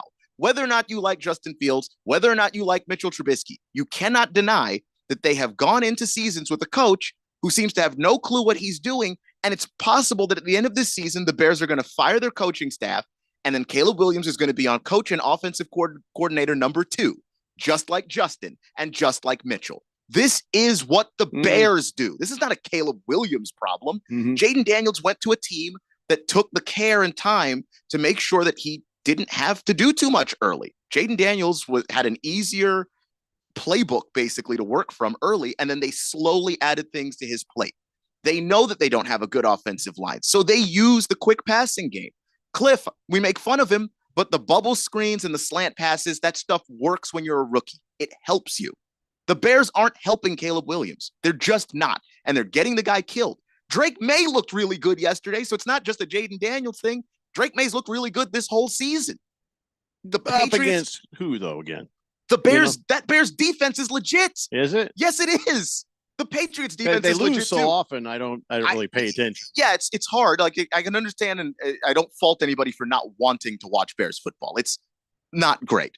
But I put this on the coaches more than anything. The Patriots have taken the time to develop Drake May. They didn't throw him out there too early. They let Jacoby Brissett take it until Drake could handle it, and then they put him out there. The Patriots are doing a better job. The Commanders are doing a better job. The Bears have drafted a good rookie, and they are not helping him. It's a. Oh boy. Jeffrey, I think we lost you there, like right in the middle of your sentence. Hold on. Well, I can hear you. You're starting to come back. I can hear you. I can hear you again. Oh, so you might have to start that sentence over. Oh, I was just going to say we've had the benefit of history to see that Trubisky was never going to be what they hoped he would be. But and we appreciated and watched Justin Fields as he sort of tried to navigate that mess, and he was just up against it, and never had that chance. And then as soon as he gets to the Steelers with a better coach in his situation, he starts to blossom. So I feel vindicated about the times I was like, hey, no, Justin Fields, give him a chance, be patient. Trubisky was never going to be a great quarterback. No, but like if we're honest, he's looked better everywhere else that he's played as a backup, sure. But he looked better there than he ever did in Chicago. The Bears, even the bad quarterbacks don't have to be as bad as they've been. The Bears don't develop their quarterbacks well. And at some point, they need to look at themselves in the mirror. Caleb Williams right now isn't the problem, but you can have a quarterback that you ruin. My franchise has ruined so many quarterbacks that I think could have been really good. And we never got to see how good those guys are because the team didn't take the care with the player. And I'm afraid the Panthers might be doing the same thing to Bryce Young.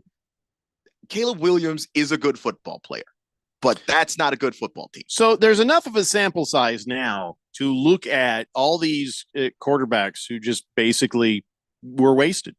And teams have got to figure this out and say, okay, I'm going to go get an Andy Dalton and put him up front and let somebody sit behind him. Okay, I'm going to go get this guy over here.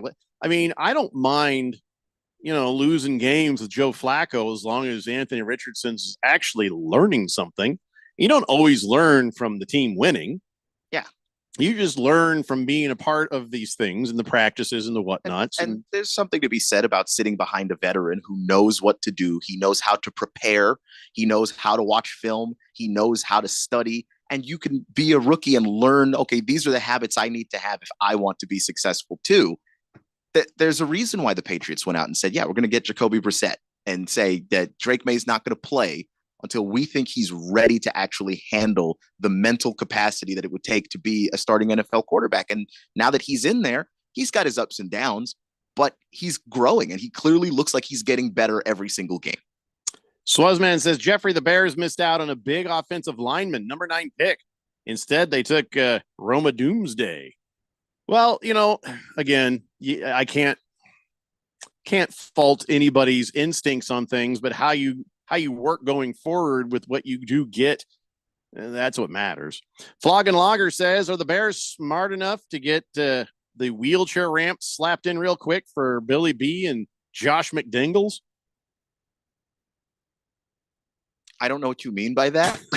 You are going to have to explain that. I don't know what you mean there. I was hoping you'd know. I was hoping you'd know. I was like, oh, that doesn't sound familiar to me at all. What are you talking about? Moldy Tuna Fish says, no ounce of coaching would ever make Jake Cutler or Mitch Trubisky or Rex Grossman great quarterbacks. Sure. Well, first off, Rex Grossman, you went to a Super Bowl with him. Yeah. So like that, there is some amount that works. And Trubisky was never going to be a great quarterback, but he didn't have to be as bad as he was. You could have given yourself a better chance with that guy. Maybe you had a game manager at least, and you didn't even get that because you killed him. I'm sorry.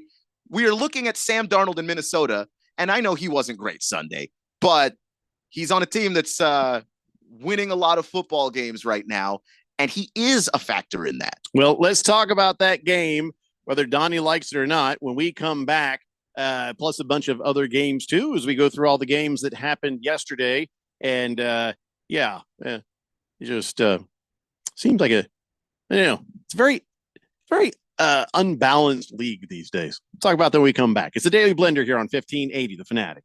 Breaking news coming in from Bet365, where every nail-biting overtime win, breakaway, pick six, three-point shot, underdog win, buzzer beater, shootout, walk-off, and absolutely every play in between is amazing. From football to basketball and hockey to baseball, whatever the moment, it's never ordinary at Bet365. Gambling problem? Call 1-800-NEXT-STEP. 21 plus only. Must be physically located in Arizona.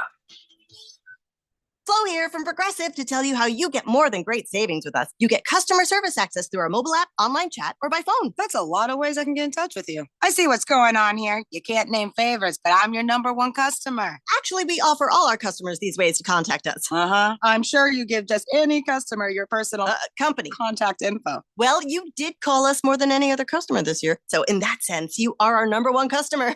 Get help from Progressive through the website, app, chat, or phone. Progressive Casualty Insurance Company and Affiliates. I'm still going for it, even with higher stroke risk from atrial fibrillation, an irregular heartbeat not caused by a heart valve problem. Over a 3-year study, Eliquis apixaban tablets reduce stroke risk better than warfarin. And over 97% of Eliquis patients did not experience a stroke. A first stroke occurred in 2.9% of warfarin patients versus 2.3% of Eliquis patients. Don't stop taking prescription Eliquis without asking your doctor. It may increase your stroke risk. Eliquis can cause serious and in rare cases fatal bleeding. Don't take Eliquis if you have an artificial heart valve, abnormal bleeding, or antiphospholipid syndrome. While taking, you may bruise more easily or take longer for bleeding to stop.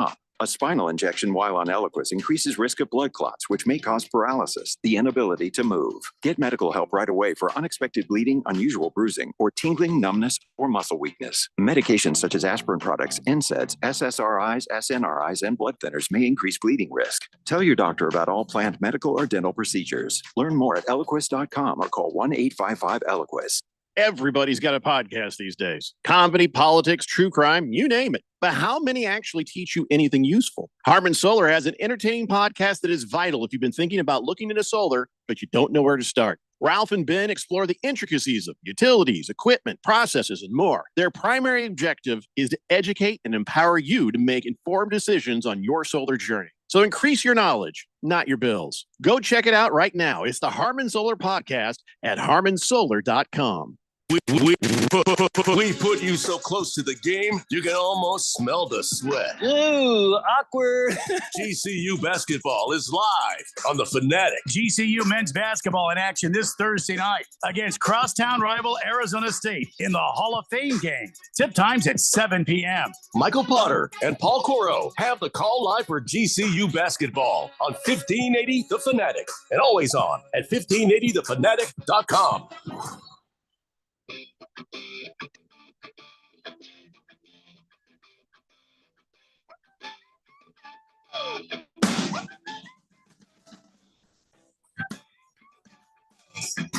Today's Blender here on 1580 The Fanatic. Why Donnie hates so much? It's funny. I had somebody telling me, "Oh, Jeffrey, you're full of haterade. You're hate." I'm like, I nothing. Have you met Donnie? Yeah. Oh my God, Donnie. Donnie on the text line. Donnie on the Twitter. Donnie everywhere. Just on the Twitter, and that's the thing. I don't sit there and go, "You're hateful." Yeah. I just observe it. I'm like, oh my God, Donnie, why are you so hateful? What is wrong with you, Donnie? Who did this to you, Donnie? I just it's concerning and also amusing all at the same time.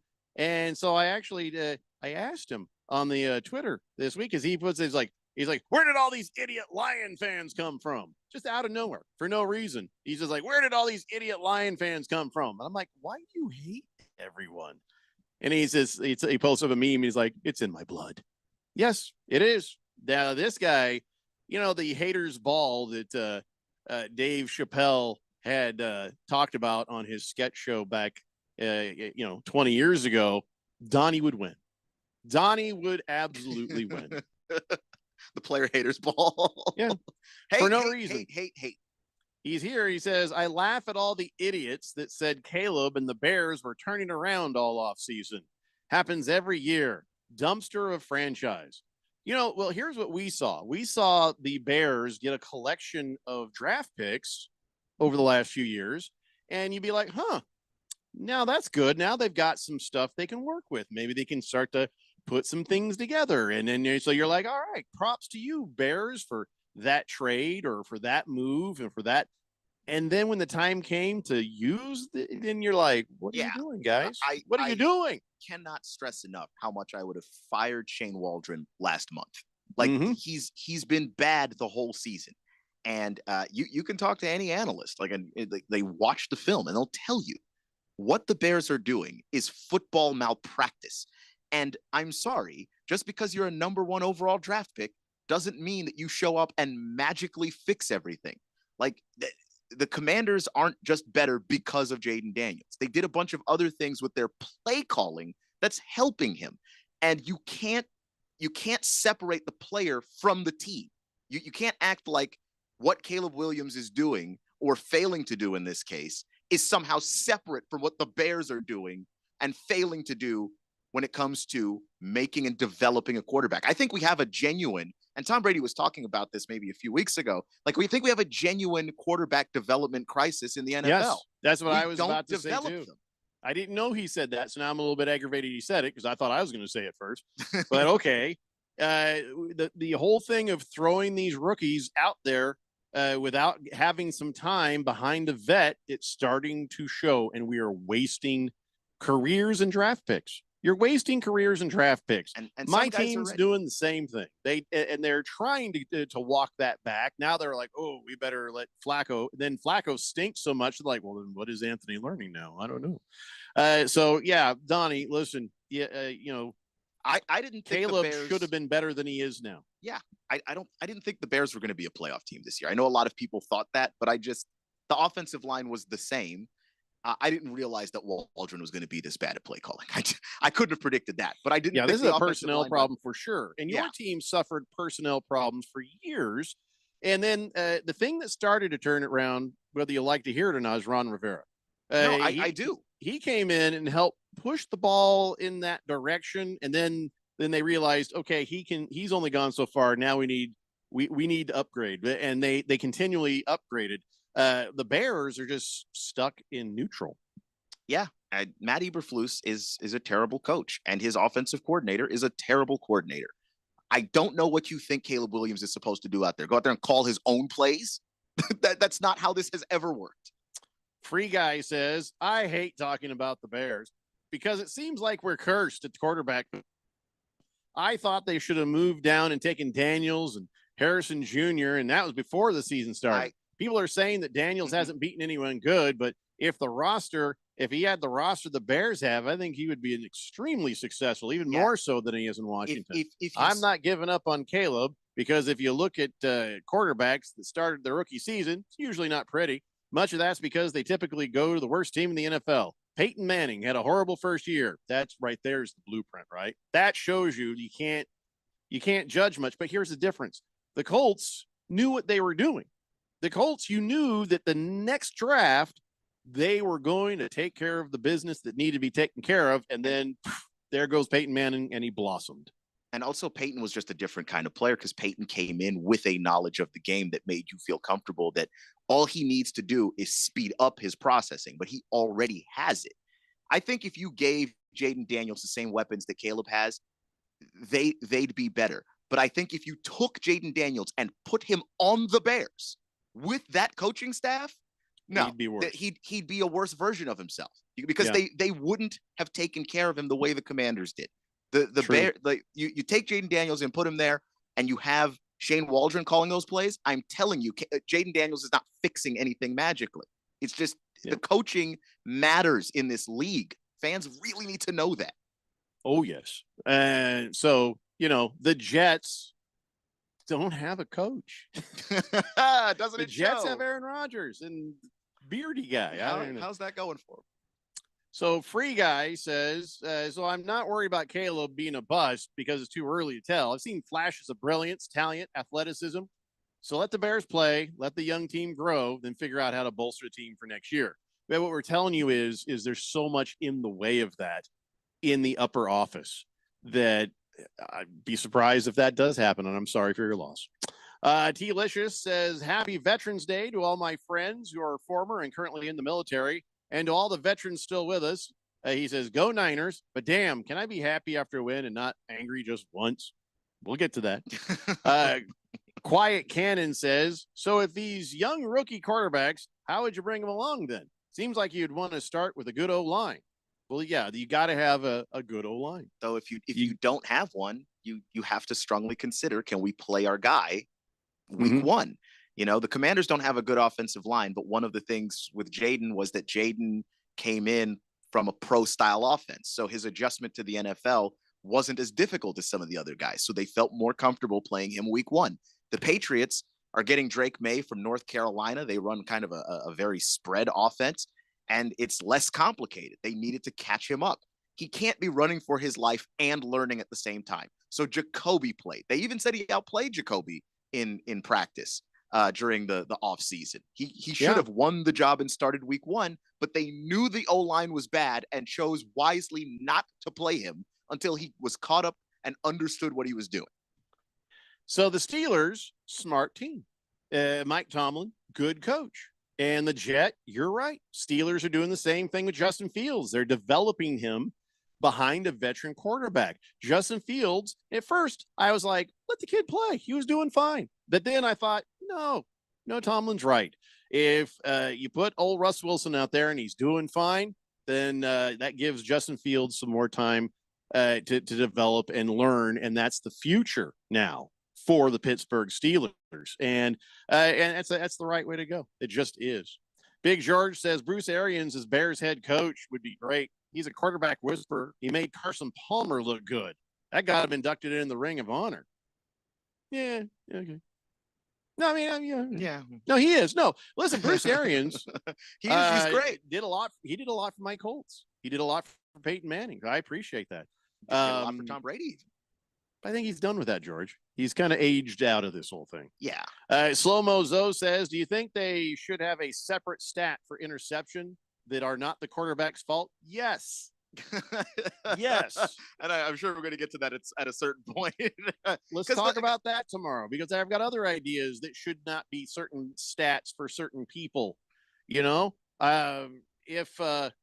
There's many things like that little plays and things that happen where the fantasy football points or the stats are attributed in ways that do not make any kind of sense. Slow-mo Zoe. Don't let us forget. We'll talk about that tomorrow. Flog and Logger says, well, if all quarterbacks go to Chicago to die, then it must be the teaching echelon. Therefore, can you entice Belichick and McDaniels to come and right the ship with wheelchair ramps for the old guy? I see there. Now, maybe not. It just depends. Depends on who they hire to ask. Free Guy says, do you guys believe the Bears should have a do you guys believe the Bears should have sat Caleb this season? Maybe picked up a veteran for him to learn from? Yes. And maybe not the whole season, right? Like Drake May got to play half the year now from where, not really half the year, but like a good chunk of the season, he learned from the bench. That should have happened for Caleb. Should have been 4 or 5 weeks of him just not playing. And then when they realized he was ready, then you put him out there. But Matt Eberflus is not good at his job, so here we are. We're not good at our jobs either. Yeah, we're not. We've talked about 1, 2, 3, 4, 5, 6 games. The problem with this in an hour and a half, with the 2.5 hours, is you feel like you could stretch out a little bit, have a little bit more conversation, and then you end up moving way slower than if you had an hour and a half. I want to finish this up, hopefully enough time to talk about some of the college stuff and NBA stuff that happened over the weekend. So that would be nice. Yeah. Arrowhead of the class. True. He says, I'm convinced that part of Mahomes' success, it was that he sat behind Alex Smith for an entire season before starting. Correct. Also true. And that's the reason why I get mad when people are like, hey, is he a bust? I don't know. Halfway through his rookie season with a team that's not even trying to develop him properly. I don't know. How can you know? Yeah, everything good was going to happen for Mahomes, the way they handled him. Yeah. And, by the way, wasn't the first round draft pick. Well, he wasn't the first pick in the draft. Yeah, he's 10th, I think. Right. Yeah. And people weren't sure what they had with Mahomes. So no, I remember a lot of people being very critical of his accuracy and his decision making and all of that stuff. And well, if you spend an entire year learning the NFL game and working on your accuracy, when you go out there and play, you're ready. Big props to the Chiefs. Rodgers behind Favre as well. Pink Eye, is Dak Prescott a bust? He's bust-ish. Just never lived up to what people thought I don't know. I don't know if you can be a bust from the 4th round. Yeah. He already played above 4th round value. All right, that's fair. I mean, like, I don't know that makes you a bust. At a certain point, now you look at him as the star of the Dallas Cowboys, and he never lived up to what most people thought he could do. I guess, but people thought, I don't know, he's probably not as good as people thought he was. Like he started off looking like the guy that might be able to be a talent elevator. He can make your team better. But when he's got good weapons around him, he does play well. I think the Cowboys are just not very well run, at least not through his tenure as starting quarterback. He's never really had good play callers. All right, listen, we have to take this break. We come back. Let's get serious. Let's get down to it. Let's move through these. We've got a bunch of damn games to talk about before Monday Night Football. Monday Night Football tonight. Miami Dolphins hosting the Los Angeles Rams hosting the Miami Dolphins. Honestly, this game is only relevant to people who play fantasy football. The rest of you, yeah, I'm just saying. It's a Daily Blender here on 1580, The Fanatic. It's fall football on The Fanatic. Catch all the live game play-by-play. Monday night, Thursday night, and Sunday day and night NFL games. Plus the Saturday NCAA football game of the week. It's all right here on the Valley's home for football. 1580 and 99.3 The Fanatic. Brought to you by Bet365. Whatever the moment, it's never ordinary at Bet365. Find what you love, love what you find. A Total Wine and More. There's so much waiting for you. Spirits and beer, thousands of wines. Guides in the know and prices so low, it just might blow your mind.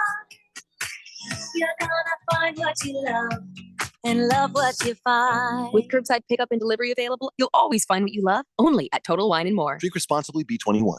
Order for Jennifer C. Is this my double shot, double cream, double froth, double pump, double hot, double whip, double sleeve?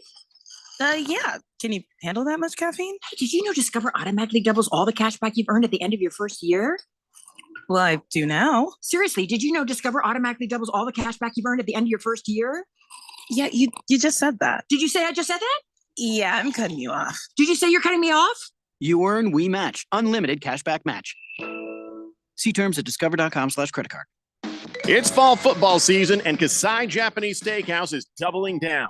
Now with 2 Valley locations. When it comes to Asian cuisine, no one does it better and more authentic than Kasai, where talented Teppan chefs create the food, the fire, and the fun of teppanyaki. Kasai Japanese Steakhouse isn't just dinner, it's dinnertainment. A memorable dining experience where a delicious 7-course meal is prepared right at your table with flair. It's a perfect choice for celebrations, date nights, or a night on the town. Choose from over 30 different items and combinations of teppanyaki, Asian fusion, and innovative sushi. Happy hour is always on fire and offered daily with specials on their Asian-inspired comfort food like Korean steak tacos, Mongolian barbecue ribs, and signature Wagyu beef sliders. Always a memorable dinner, or catch the game and a bite at the bar. At Kasai, now the 2 locations, Scottsdale Road in Thunderbird and in Peoria at the 101 in Northern. Go to KasaiTeppan.com. That's KASAI Teppan.com, or search Kasai on your mobile phone. Head coach Bobby Hurley and Sun Devil men's basketball are ready to join the Big 12 Conference. This season, the Sun Devils host conference foes Baylor, Iowa State, Arizona, TCU, and Houston, all at Desert Financial Arena. And another steal ahead to Miller. And Miller reverses it up and in. And he's fouled. Holy moly. Join the action and get your Sun Devil men's basketball tickets today by calling 480-727-0000 or go online to sundeviltickets.com. It's the sound of the fight songs, the excitement of the rivalries. It's the unbelievable upsets. It's the Heisman hopefuls. It's the national rankings.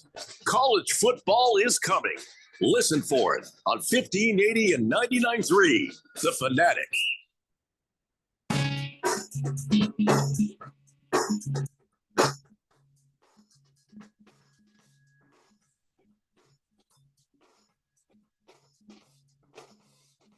Oh, no. It's a Dave Blender here on 1580, The Fanatic. Somebody better check on Tom Brady. Uh-oh. Better make sure he's okay. I guess, What well, happened? no, one of his heroes passed away. Bill Granger. He's the guy who popularized avocado toast. Oh. Yeah. The Australian chef died at the age 54 from avocado poisoning. Did he really? No, I just made that up. I made that part up. Hold on, the irony. I have to check. There's no such thing as avocado poisoning. Come on. The only thing about avocado is how much it costs when it's guacamole at Chipotle. Jesus Christ. That'll kill you. But no, Bill Granger died at the age of 54. Wait, what? In 2023? Well, why is this just coming up on my feed now? Oh, okay. Because a friend of mine posted about it. Okay, never mind. Never mind. Tom Brady's fine. By the way, this dude died on Christmas. So if Tom Brady was grumpy last Christmas, that's why. That's probably why. Yeah. Thundar Santa Barbarian says, hey, any Blender remote broadcasts on the horizon? No. Hope that clears everything up. He says, I want to head back to the area for a visit. Still hoping to get a 1580 hat or t-shirt. Dude, if I ever meet you, I'll give you one. Swear to God. I'm not lying. I'll give you one. Slow-Mo Zo says, getting an elite quarterback is like catching lightning in a bottle. Problem is, the Bears don't even have a bottle. You are correct. No, but here's the thing. With the Bears, unless they make some changes, people are going to start Eli Manning. They're going to start, they're going to start, Elway did the same thing, or whoever, where they're like, nope, if you try to draft me, I'm not doing it. Nope, I'm not going to play for this team, so don't bother drafting me. Don't do it. Especially if you're a 2-sport athlete. Just go ahead and threaten with that second sport. because that's what Elway did. Elway was like, I'm just going to go play for the Yankees. I don't even don't need this. I don't have to do this at all. I don't know what future quarterbacks have going for them, but I'd be like, I can play Strategio. I mean, I'm really good at it. Jim Kelly too, by the way. Jim Kelly didn't want to be drafted by the Bills. He didn't want to play in Buffalo. He just didn't like the city, thought it was way too cold, didn't want to be part of Buffalo, went to the USFL and played there until that league folded. And the Bills still had his rights when he was done. So then he went to Buffalo. He didn't escape anything. No, he learned to love Buffalo, but he tried. He tried. Well, all I can say is it doesn't pay to win the Heisman. Not unless you're Lamar Jackson, and then a bunch of teams think you're a running back, and you fall all the way to the 32nd pick in the first round and allow the Baltimore Ravens to get another great player, because why not? Let's say I'm like the best quarterback in this coming draft, right? And I'm kind of looking around here, and they're like, hey, the Panthers are sitting there, or the Giants are sitting there, and I'm like, oh, geez. So the first thing I do is Laramie Tunsil. Get me a gas mask right now. Right now. I want on the shelf behind me. I want some fentanyl there. I want some crack over here. I want all sorts of weird stuff behind me, and then I'll just sit there and smoke something, and let's see my draft stock plummet to a better team. Right. They're going to be doing some desperate stuff, man. They're going to be doing some desperate stuff to stay off the Panthers or the Patriots. Yeah, it's those, or the Giants or the Bears. Woof. Anyways, let's talk about the desperate Jaguars. Ooh, that was such a bad game, but nearly a loss for the Vikings. What even happened in that game? That was not on my screens. And when I saw the score, 12-7, Vikings won 12-7. Why was that game so close and so low scoring? The Vikings should have just steamrolled the Jaguars. What happened there? Sam Darnold. That's 3 interceptions, man. Oh, okay. Tried to give the game away. Tried to give the game away. They looked to a team that was incapable of receiving a gift. I found out from my wife that I'm not really capable of receiving a compliment. And so the Jaguars are like me with compliments. Don't know what to do with them. Don't throw this to me. You take it. Yeah. Now, I mean, granted, the Jags tried to give the game right back. You got a couple of interceptions from Mac Jones. And then you also had the fumble that they lost as well. Let's see. Who fumbled it there? I can't remember who fumbled. Donnie, your team couldn't beat a backup quarterback handily. Mac effing Jones. Yeah, Donnie knows. That's why he was trying to get you to skip it. Your Vikings had 402 yards to the Jaguars 143. You had 18 more first downs. You had the ball for 41 plus minutes. Why can't you do anything in the red zone? Why? Just one of those days. The Vikings don't normally play this bad, so I'm not going to chalk this up as, the Vikings are finally exposed. But if Did they even have a touchdown? No. If the score is 12, that's probably a bunch of field goals, right? 4 field goals. Yeah, nobody. Isn't that what that is? Nobody scored touchdowns for Minnesota. Now, the Jaguars got a touchdown, and you couldn't get a touchdown? Yeah, Mac Jones rushing, actually. And you want to sit there and hate on everyone else's teams, Donnie, and recognize us. He always puts stuff like that in my DMs whenever like the Vikings or what. And I got to play them next, don't I? God damn it. No. They're playing Tennessee next. Playing Tennessee next, yeah. Which could be a good bounce back game for them, maybe. But if you're struggling against the Jags, I can't guarantee that. Man alive. That is about as bad and ugly as it can get. I didn't watch that one. I was just like, no, don't feel like it. That game looks terrible. I saw the score and I was like, no, not really. Not gonna. Slow-mo's Zoe says, Mac Jones happened. Did he? Did he happen? 14 of 20 for 111 yards. At least he was, he gave the ball away too a lot. A couple times. Then he also, yeah.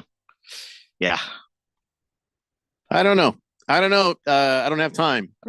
Donnie. I don't have time. If you have some sort of insight that I have no idea. Can I just tell you how sad it was? My son is a Broncos fan, and I'm going to read you. Oh no! His text started out this way. I didn't know if he was washing, right? And he said, "Here it is." Like, hey, your team is beating the Chiefs. Now this is the time when the Broncos were up. And he's like, oh, he says it'd be insane if the Broncos beat the Chiefs. I says, man, you're up by a point. He's like, oh, this is great, you know? And so he got quiet for a while. You're watching the game, and things look pretty good for the Broncos. They've been able to stop the Chiefs, and they got the ball back, and they're sitting there time management, and it looks like all it takes now is a field goal, and it's over, and the Broncos will have beaten the Chiefs. And so he gets excited, and he sends me a text. We're going to beat the Chiefs. I says, got to make the kick. And then, oh, no. Oh, no. I told him, I says, yeah. It says, never count your kicks before they make it. I'm very sorry, son. Son? I didn't hear back from him until this morning. He just didn't want to talk about it. Didn't text back. Last text was during the game. Next text from him, 7:55 a.m. And here's what he starts. You don't understand how mad I was yesterday. You don't understand at all. I feel like retiring from being a Broncos fan. Oh, stop it. I said, we've all been there, kid. Don't give up on them. They're getting better. He's like, all right, I won't. I think Bo Nix might get better and better, but I'm surprised it was a close game. And I said, oh, these Chiefs have some voodoo.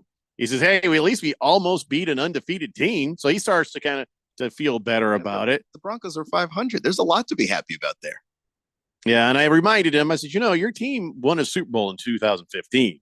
And he's like, yeah. So yeah, by the time we were done this morning, I had him okay, but he went 12 plus hours just sitting there. It's like, my son is a true football fan. He is. I get a little crusty about people who have seen their teams win Super Bowls in the last, I don't know, decade, essentially. You're like mad and getting ready to hop off the ride. And I'm like, I've literally never seen that. I don't even know what it would be like. My team won when I was 2. And not only was I not a fan yet, I was not even an American. I still lived in another country. So you were pooping foreign diapers. Yeah. So I don't know what that feels like. And I stuck through all of that. Mr. Pink Eye says, didn't Elway avoid the Colts from drafting him? Yeah, and I didn't blame him. And I wouldn't blame him. And he didn't want to be on a team that was going to move. And he was very clear about that. And they promised him that the team wouldn't move. And he was right. We lied. Yeah, right to John Elway and his dad. Yep. Oh, yeah. right to their faces. Thundar Santa Barbarian says Broncos came so close to knocking off the Chiefs, but refs kept tipping off Mahomes. The defense was behind him. That's not true. Okay. That's not true. Kevin Harlan made a joke about it because you could hear on a mic where he was like, just tell me when they're there, and he was talking about where the boys line up, where the wide receivers line up. They'll always check and you see them kind of do a motion to the line judge, and they'll say, yeah, you're fine, or no, you're offsides. And so they know they're in the right position, and they got a call against them. So Patrick was just saying, hey, make sure if they're behind it, whatever, make sure that you let us know. It wasn't anything other than that. All Kevin Harlan decided to have a little fun with it. All he did was stoke the fires. There was, I see the NFL's in on it with Patrick Mahomes and the Chiefs. No, it's just a really good football team, man. Mr. Roboto says Viking fans cannot escape the fear that Darnold is starting to show up like the stain on the wall that the can of Kills hid for a while. I don't know what that means. Don't know what that means, Mr. Roboto. All I know is Sam Darnold looked like he had flashes of being the old Sam Darnold all season long. Like there was going to be a game like this, and there may still be another game like this, but he's also playing the best football of his career. Both of those things are true. Yeah. Navy Devil says, been a great week. ASU wins, Cardinals win, Arizona lost to the bye week. Yeah, good week all around, but we'll get to that. Travis Kelce has now tied the franchise record for the Chiefs for receiving touchdowns. How about that? Yeah. Caught a 2-yard touchdown pass from Patrick Mahomes on a 4th down, putting the Chiefs, got them back within range of the Broncos at the time. Score was a 76th touchdown reception of his career. He is now tied with Tony Gonzalez. Good company if you can have it. He seems like the kind that'll be a little bit grumpy about it. Tony, I don't know. I feel like he might get a little grumpy about it. Maybe, Like, God dang it. but I've never heard anybody have a bad thing to say about the guy. Oh, no. Tony Gonzalez seems like he's all right. But he has a look on his face like he's just sitting there. And he might be like, hey, congratulations. But he's like dying inside. Roboto says, Kills is a primer you use over stains on walls to hide stains. What kind of murder scenes are you painting? All right, guys. 1.5 hour left. Come on back. It's the Daily Blender here on 1580 The Fanatic. The Fanatic is your home for fall football. Catch the NFL and NCAA live games on 1580 and 99.3 The Fanatic. Brought to you by Bet365. It's never ordinary at Bet365. Some people just know they could save hundreds on car insurance by checking Allstate first. Like to check that your seats aren't in the visitor section first before buying tickets. I'm so excited for this game. I can't believe you got us tickets. Me too. Wait, are we on the wrong side? Yeah, checking first is smart. So check Allstate first for a quote that could save you hundreds. This is going to be a long game. You're in good hands with Allstate.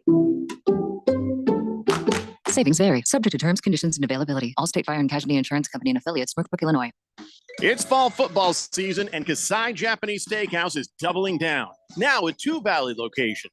When it comes to Asian cuisine, no one does it better and more authentic than Kasai, where talented Teppan chefs create the food, the fire, and the fun of teppanyaki. Kasai Japanese Steakhouse isn't just dinner, it's dinnertainment. A memorable dining experience where a delicious 7-course meal is paired right at your table with flair. It's a perfect choice for celebrations, date nights, or a night on the town. Choose from over 30 different items and combinations of teppanyaki, Asian fusion, and innovative sushi. Happy hour is always on fire and offered daily with specials on their Asian-inspired comfort food like Korean steak tacos, Mongolian barbecue ribs, and signature Wagyu beef sliders. Always a memorable dinner, or catch the game and a bite at the bar at Kasai. Now with 2 locations, Scottsdale Road in Thunderbird and in Peoria at the 101 in Northern. Go to KasaiTeppan.com. That's KASAI Teppan.com, or search Kasai on your mobile phone.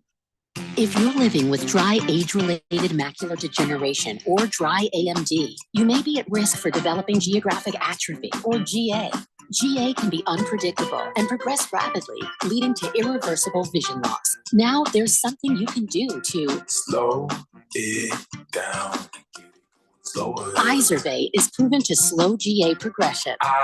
Izervay gets GA going slower. Izervay or avacincaptad pegol is a prescription eye injection used to treat GA. Don't take it if you have an infection or active swelling in or around your eye. Izervay can cause eye infection, retinal detachment, or increased risk of wet AMD. Izervay may temporarily increase eye pressure. Your vision may be impaired after an eye injection or exam. Don't delay. Ask your doctor about Izervay today. Izervay gets GA going slower. Visit Izervay.com. That's IZERVAY.com.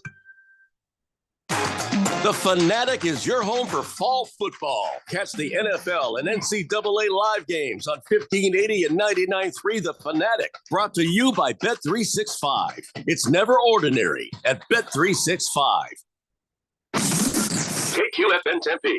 Also transmitting on K257CD Phoenix at 99.3 FM and K240 EU Mountain Hills at 95.9 FM.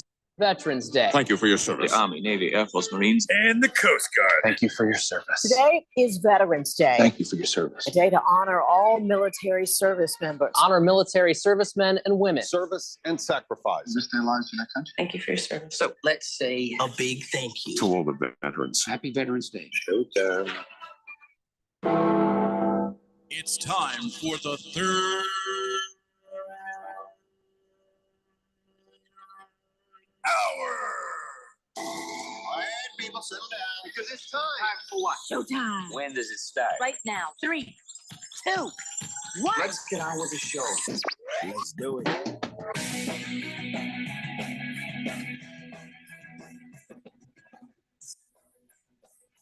All right, everybody, it's 5 o'clock here on the Daily Blender. And your good friend, radio pal, Jeffrey O'Brien, alongside not Randy White. Hopefully he'll be back tomorrow, but we got Keon Rose in the control room. Got you guys on the Fanatic text line, 888-368-1580. As we broadcast live in the Harmon Solar Studios in Scottsdale.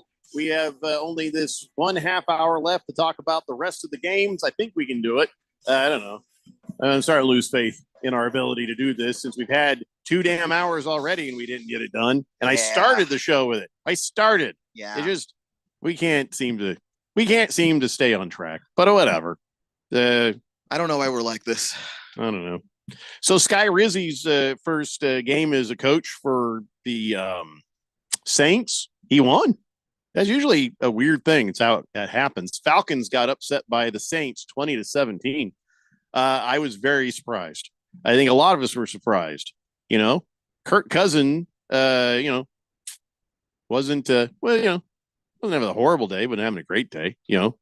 Just it did. I don't know what happened.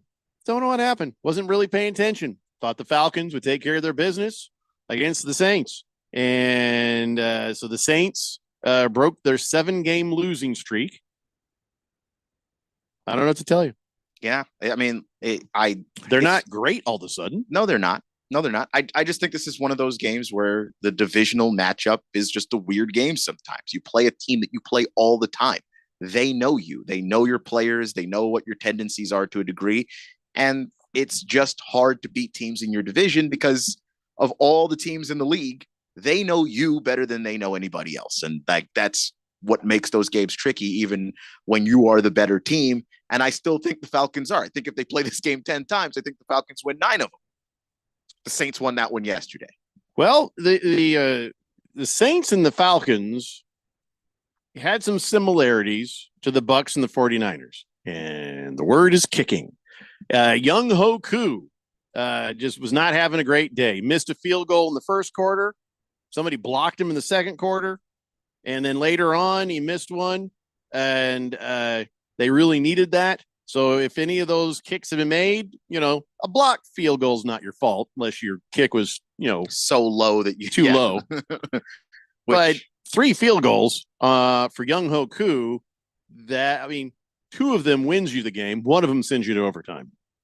Yeah. At least as far as the score goes. It's a simplistic way of looking at it because had he made an earlier field goal, who knows what the plays might have been, what the score would ever end up like. But just on paper with the math, 2 field goals out of those 3 wins the game. One of them at least sends you to overtime.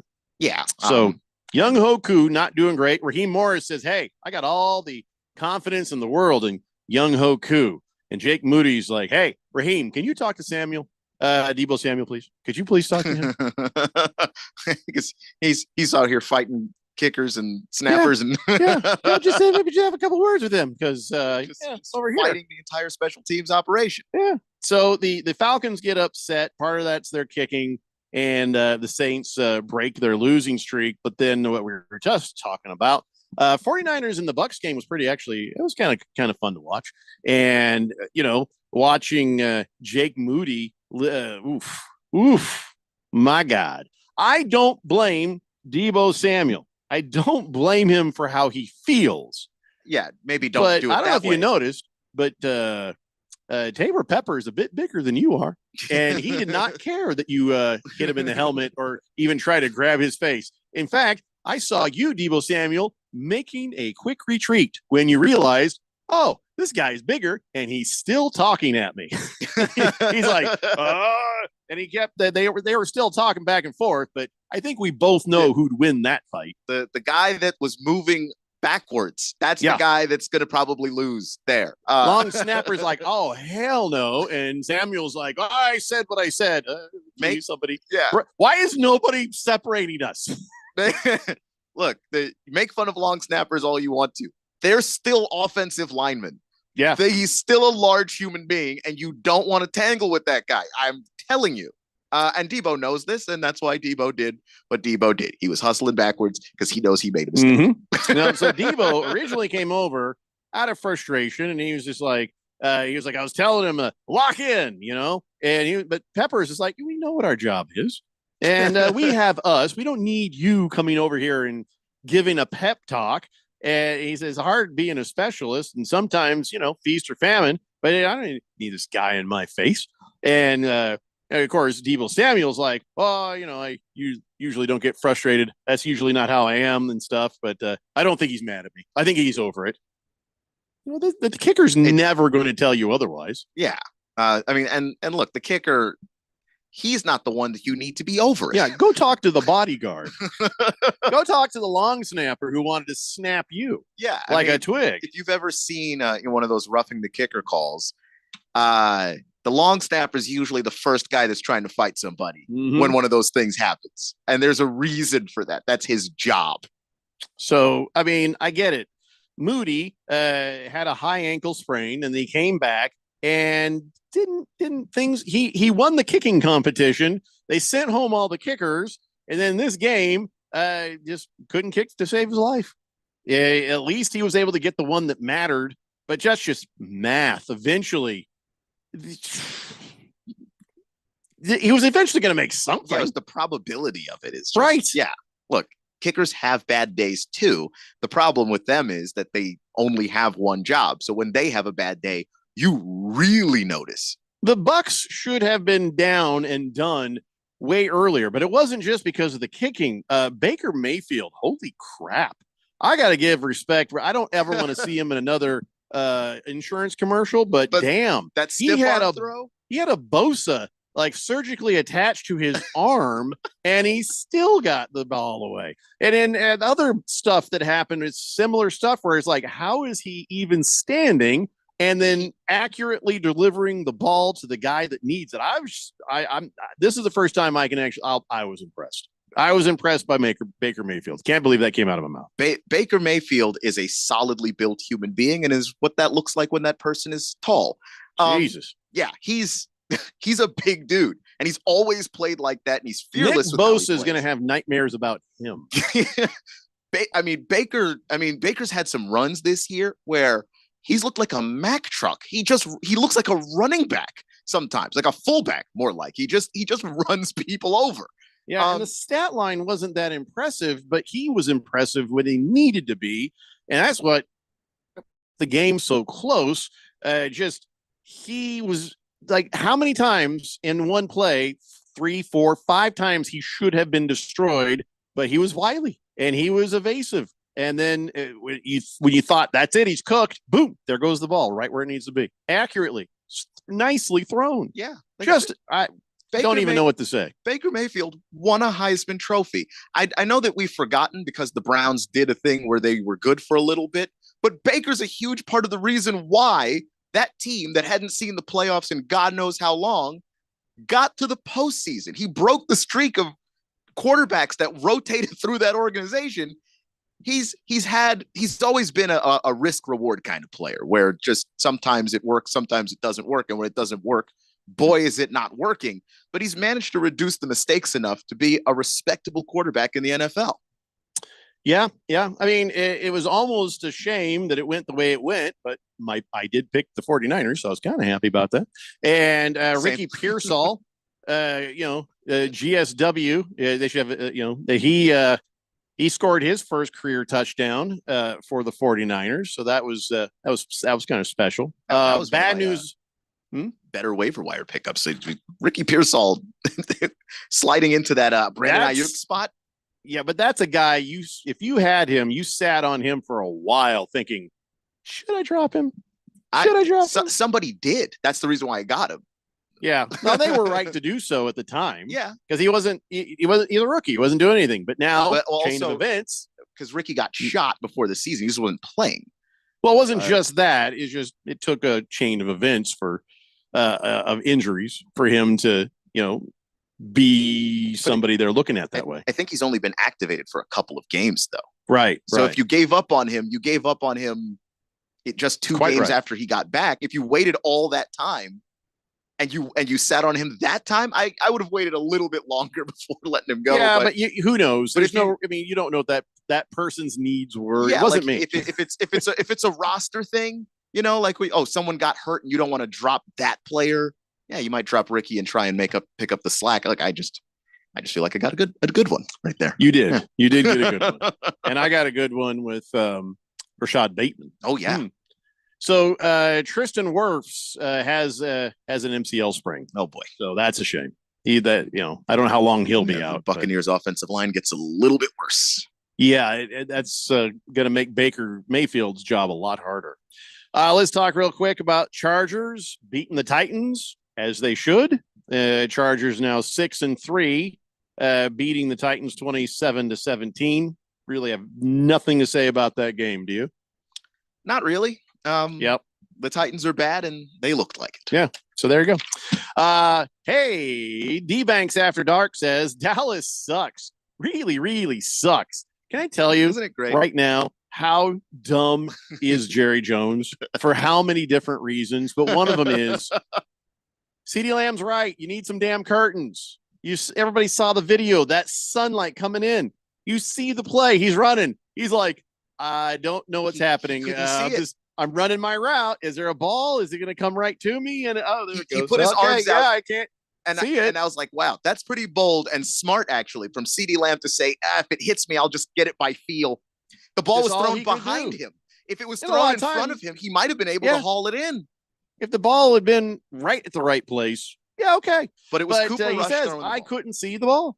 Couldn't see it, son. And then Jerry Jones is like, wait, no, we don't need no damn curtains. We don't know that. By the way, we know where the sun's going to be. We're the same when you flip the coin. So do we know where the damn sun's going to be? It's our stadium. Of course we do. Let's just tear the stadium down, build another one. Is that what you want? Are you kidding me? No, Jerry, just block out the windows. Just block out the windows. Yeah, just do something. When you built the stadium, you could have angled that so that the sun was going to the sideline, not the end zone. You just so dumb. It was, and you're going to blame McCarthy, and he kind of did. He's like, but he's like, everybody knows where the sun's going to be. Yeah, but they switched the direction of you. You're going to go into the sun half the game. You're going to be facing that window half the game, no matter what happens. And sometimes you play a team, you're going to want the ball going into halftime, or you're going to want the ball coming out of halftime. The strategy of that is how you decide what to do with the coin toss. You shouldn't have to also now factor in the sun, a thing no other coach has to do because they don't play in a stadium that's constructed like that.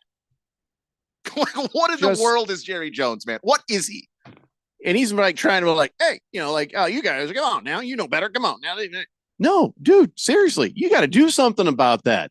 It's not the same as how you have oh crap, we're in the sun. It's kind of hot over here. No, this is directly affected you winning a game. To be honest, it was not really going to help you win the game since the Eagles took you out 34-6.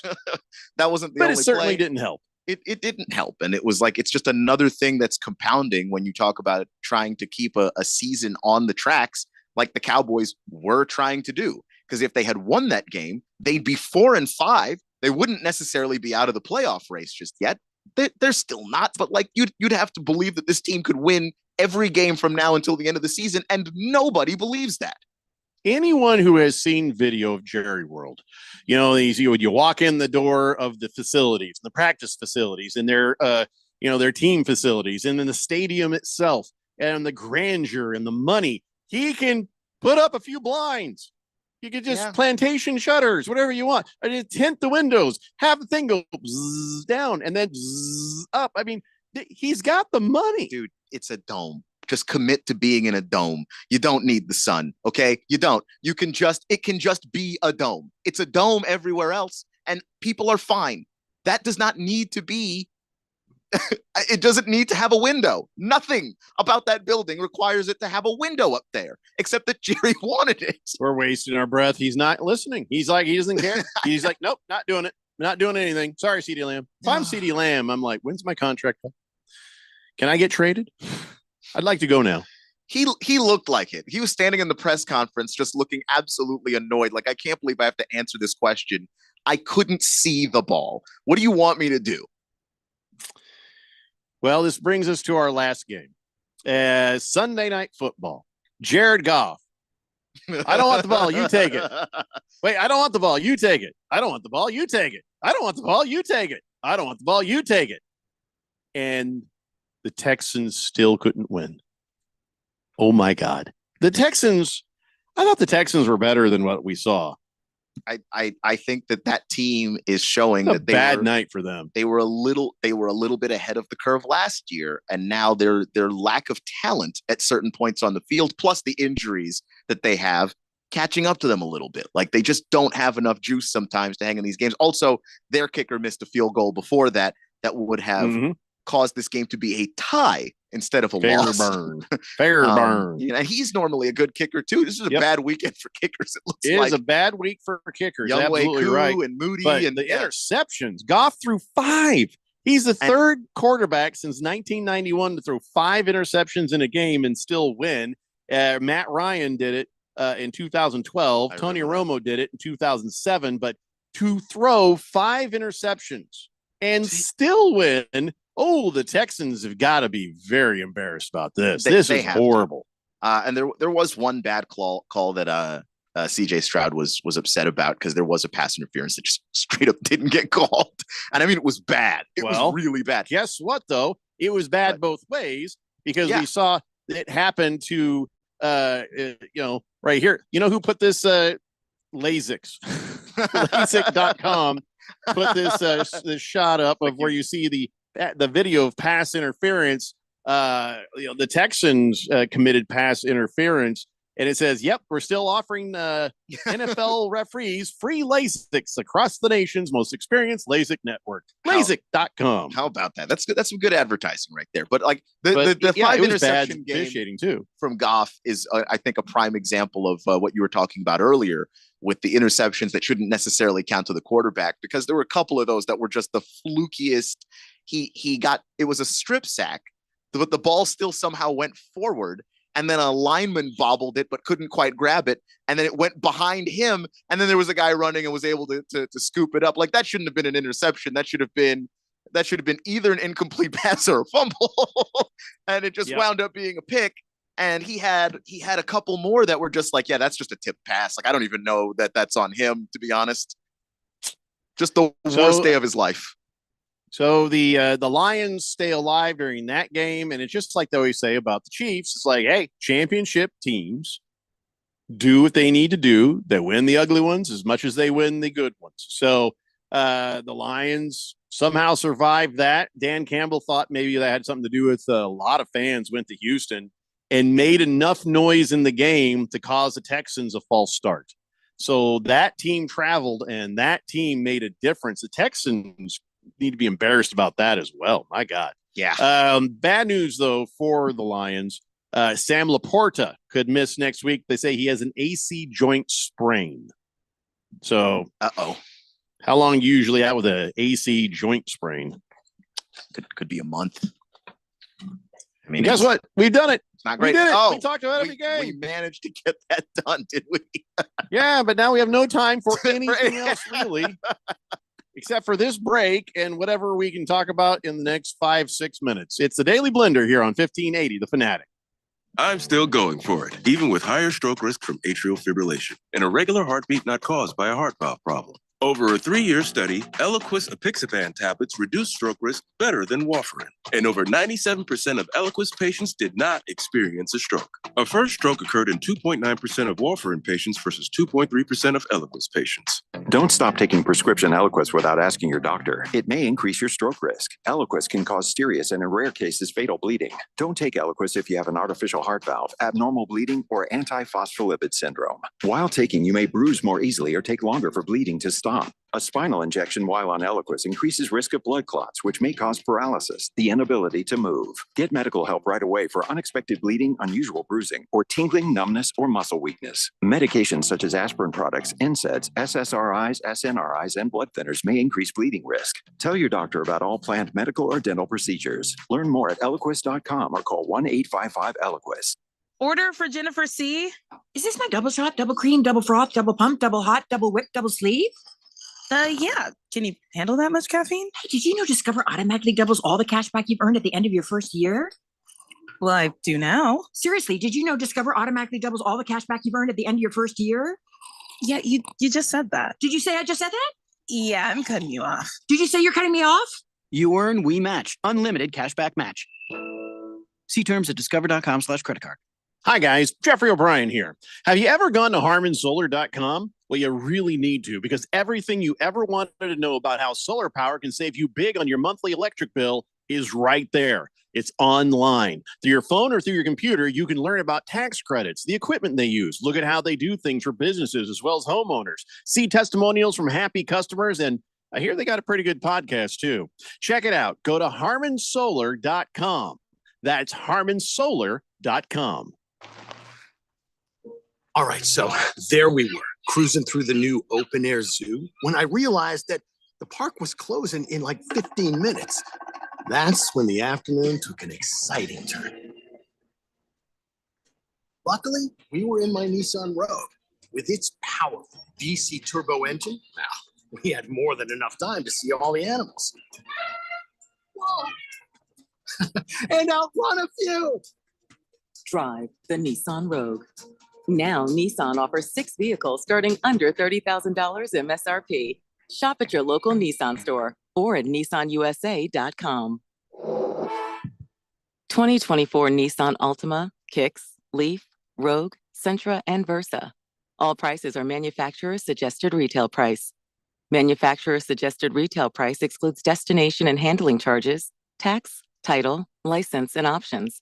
Dealer sets actual prices. Monday night means football on the Fanatic. Monday night, the Dolphins swim west to take on the Los Angeles Rams in LA. Tua Tagovailoa looks to get hot. Meanwhile, the Rams look to keep their winning ways going with Matthew Stafford, Puka Nacua, and that frenetic Rams offense. Dolphins at Rams, Monday night. You're home for live NFL action, the playoffs, and Super Bowl 59. 1580 The Fanatic.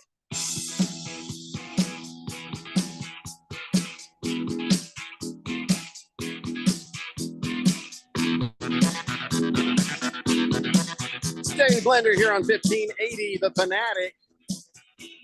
So there we go. We talked about all the NFL games. We didn't mention the how close it was. Both of Jake Bates' kicks for the Lions came this close to the upright. Narrowly. Just crazy. Yeah. It was like, what are you screwing with us? And I was like, oh no, he's not. He's Jesus-y. He was very Jesus-y in the post game. I was like, all right, well, okay, he's not screwing with us. But whatever the hell this is, that has to make you a little nervous as the special teams coach. It's like, hey, Jake, maybe not there, maybe not there. How about right here? You know, in the middle, maybe in the middle. That'd be great because you're friggin' killing me. All right, listen, we don't have much time, so we're going to try to do what we can fast. And congratulations to the Sun Devils for beating the UCF Knights in the football. Sam Levitt, 3 touchdown passes. 2 of those went to Jordan Tyson.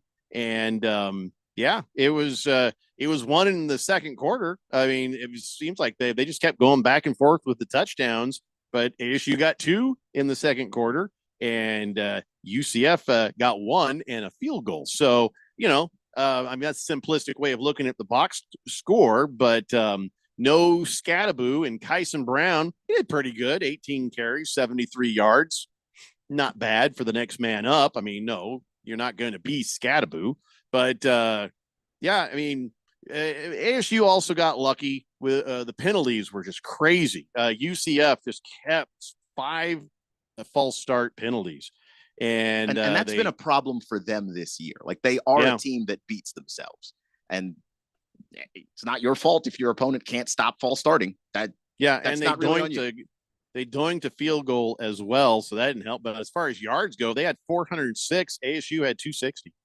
But also, field position can affect how much offense you need. Yeah. So at the end of everything, Kyson Brown, did enough. Sam Levitt did more than enough, and ASU wins. And now we got a nice test ahead of us. Kansas State on next Saturday. And I don't know if ASU is going to deserve any ranking or not, but it feels pretty good. Feels pretty good to be 7-2. We were just 4-win team. Now we're 7-2. So hell yeah. Yeah, you'd have to take that. And I do credit ASU when they had their opportunities to score and get into the red zone. They didn't waste any of those opportunities. When they had the chance to score, they got it. And they were ultimately very efficient there. I think Kenny Dillingham was just like, look, these are the best red zone plays I have. We're running them. And I just impressed with this team all the time and the way that they play. And Sam Levitt is becoming a better and better quarterback every single week. And he was already pretty good to start. Well, yeah, here we go. Right. Here we go. Not great for ASU basketball. They did get beat by Gonzaga, number 6 Gonzaga, by the way, and they were tied coming out of the half. So I guess, I know moral victories are not really victories, but all right, if you're going to lose a game, okay. You just got beat by number 6 and you hung in there with them 88-80. And now this is going to be a thing. I don't know what to do. ASU is playing GCU on Thursday. Yeah. Who do you root for? It's like when you and Randy play fantasy football against each other. It's like, you want to win, but also that's your friend, you know? Yeah. I really don't know what to tell you. I think which team should lose? I want to go for the underdog. So who's the underdog on that? Let's talk about that more in the days ahead. We're running out of time. Jonesy says, credit to ASU. I mean, I hate them both, but can't ignore it. Props. Wow. See, that's the kind of props that you want right there. So, all right. So ASU, nice game against the Bulldogs, but GCU took care of their business against Western Kentucky Hilltoppers as expected. And the Phoenix Suns Friday took care of the Mavericks. I watched that game on the telly. But that was fun. That was a fun game. And Nurkic about lost my bleep when he missed the first free throw at the end of the game. I'm like, oh, what are you doing? I want Mark Cuban unhappy. And I got my wish. The next one went in and they couldn't do anything. There was an air ball that a few more feet would have been in by Doncic. But yeah, so win for the Suns was nice there, except for, and this had something to do with Sunday, Kevin Durant is now suffering a left calf strain, and he did not play Sunday. And they're saying, we'll see him in 2 weeks. I feel like they're resting him. I don't know. We'll talk more about this in the days ahead. I kind of wonder. I wonder if we're purposefully missing the play-in tournament. You know what I'm saying? I don't know that's now suddenly Anthony Davis is out. He's like, oh my eye. I don't know. I don't know that that's the case. I don't. So then the Suns lost to the Sacramento Kings without Durant, but it was in overtime, and the Kings just ran away with it in the overtime. Yeah. Oh, damn it. I had so many more things to talk about. Devin Booker missed that last second shot that might have put it away before overtime, but true. I wonder if maybe we did this wrong. Maybe we shouldn't. Maybe we should have done all this at the beginning and talk about football after. You're probably right. There's some stuff we're just gonna have to get to tomorrow.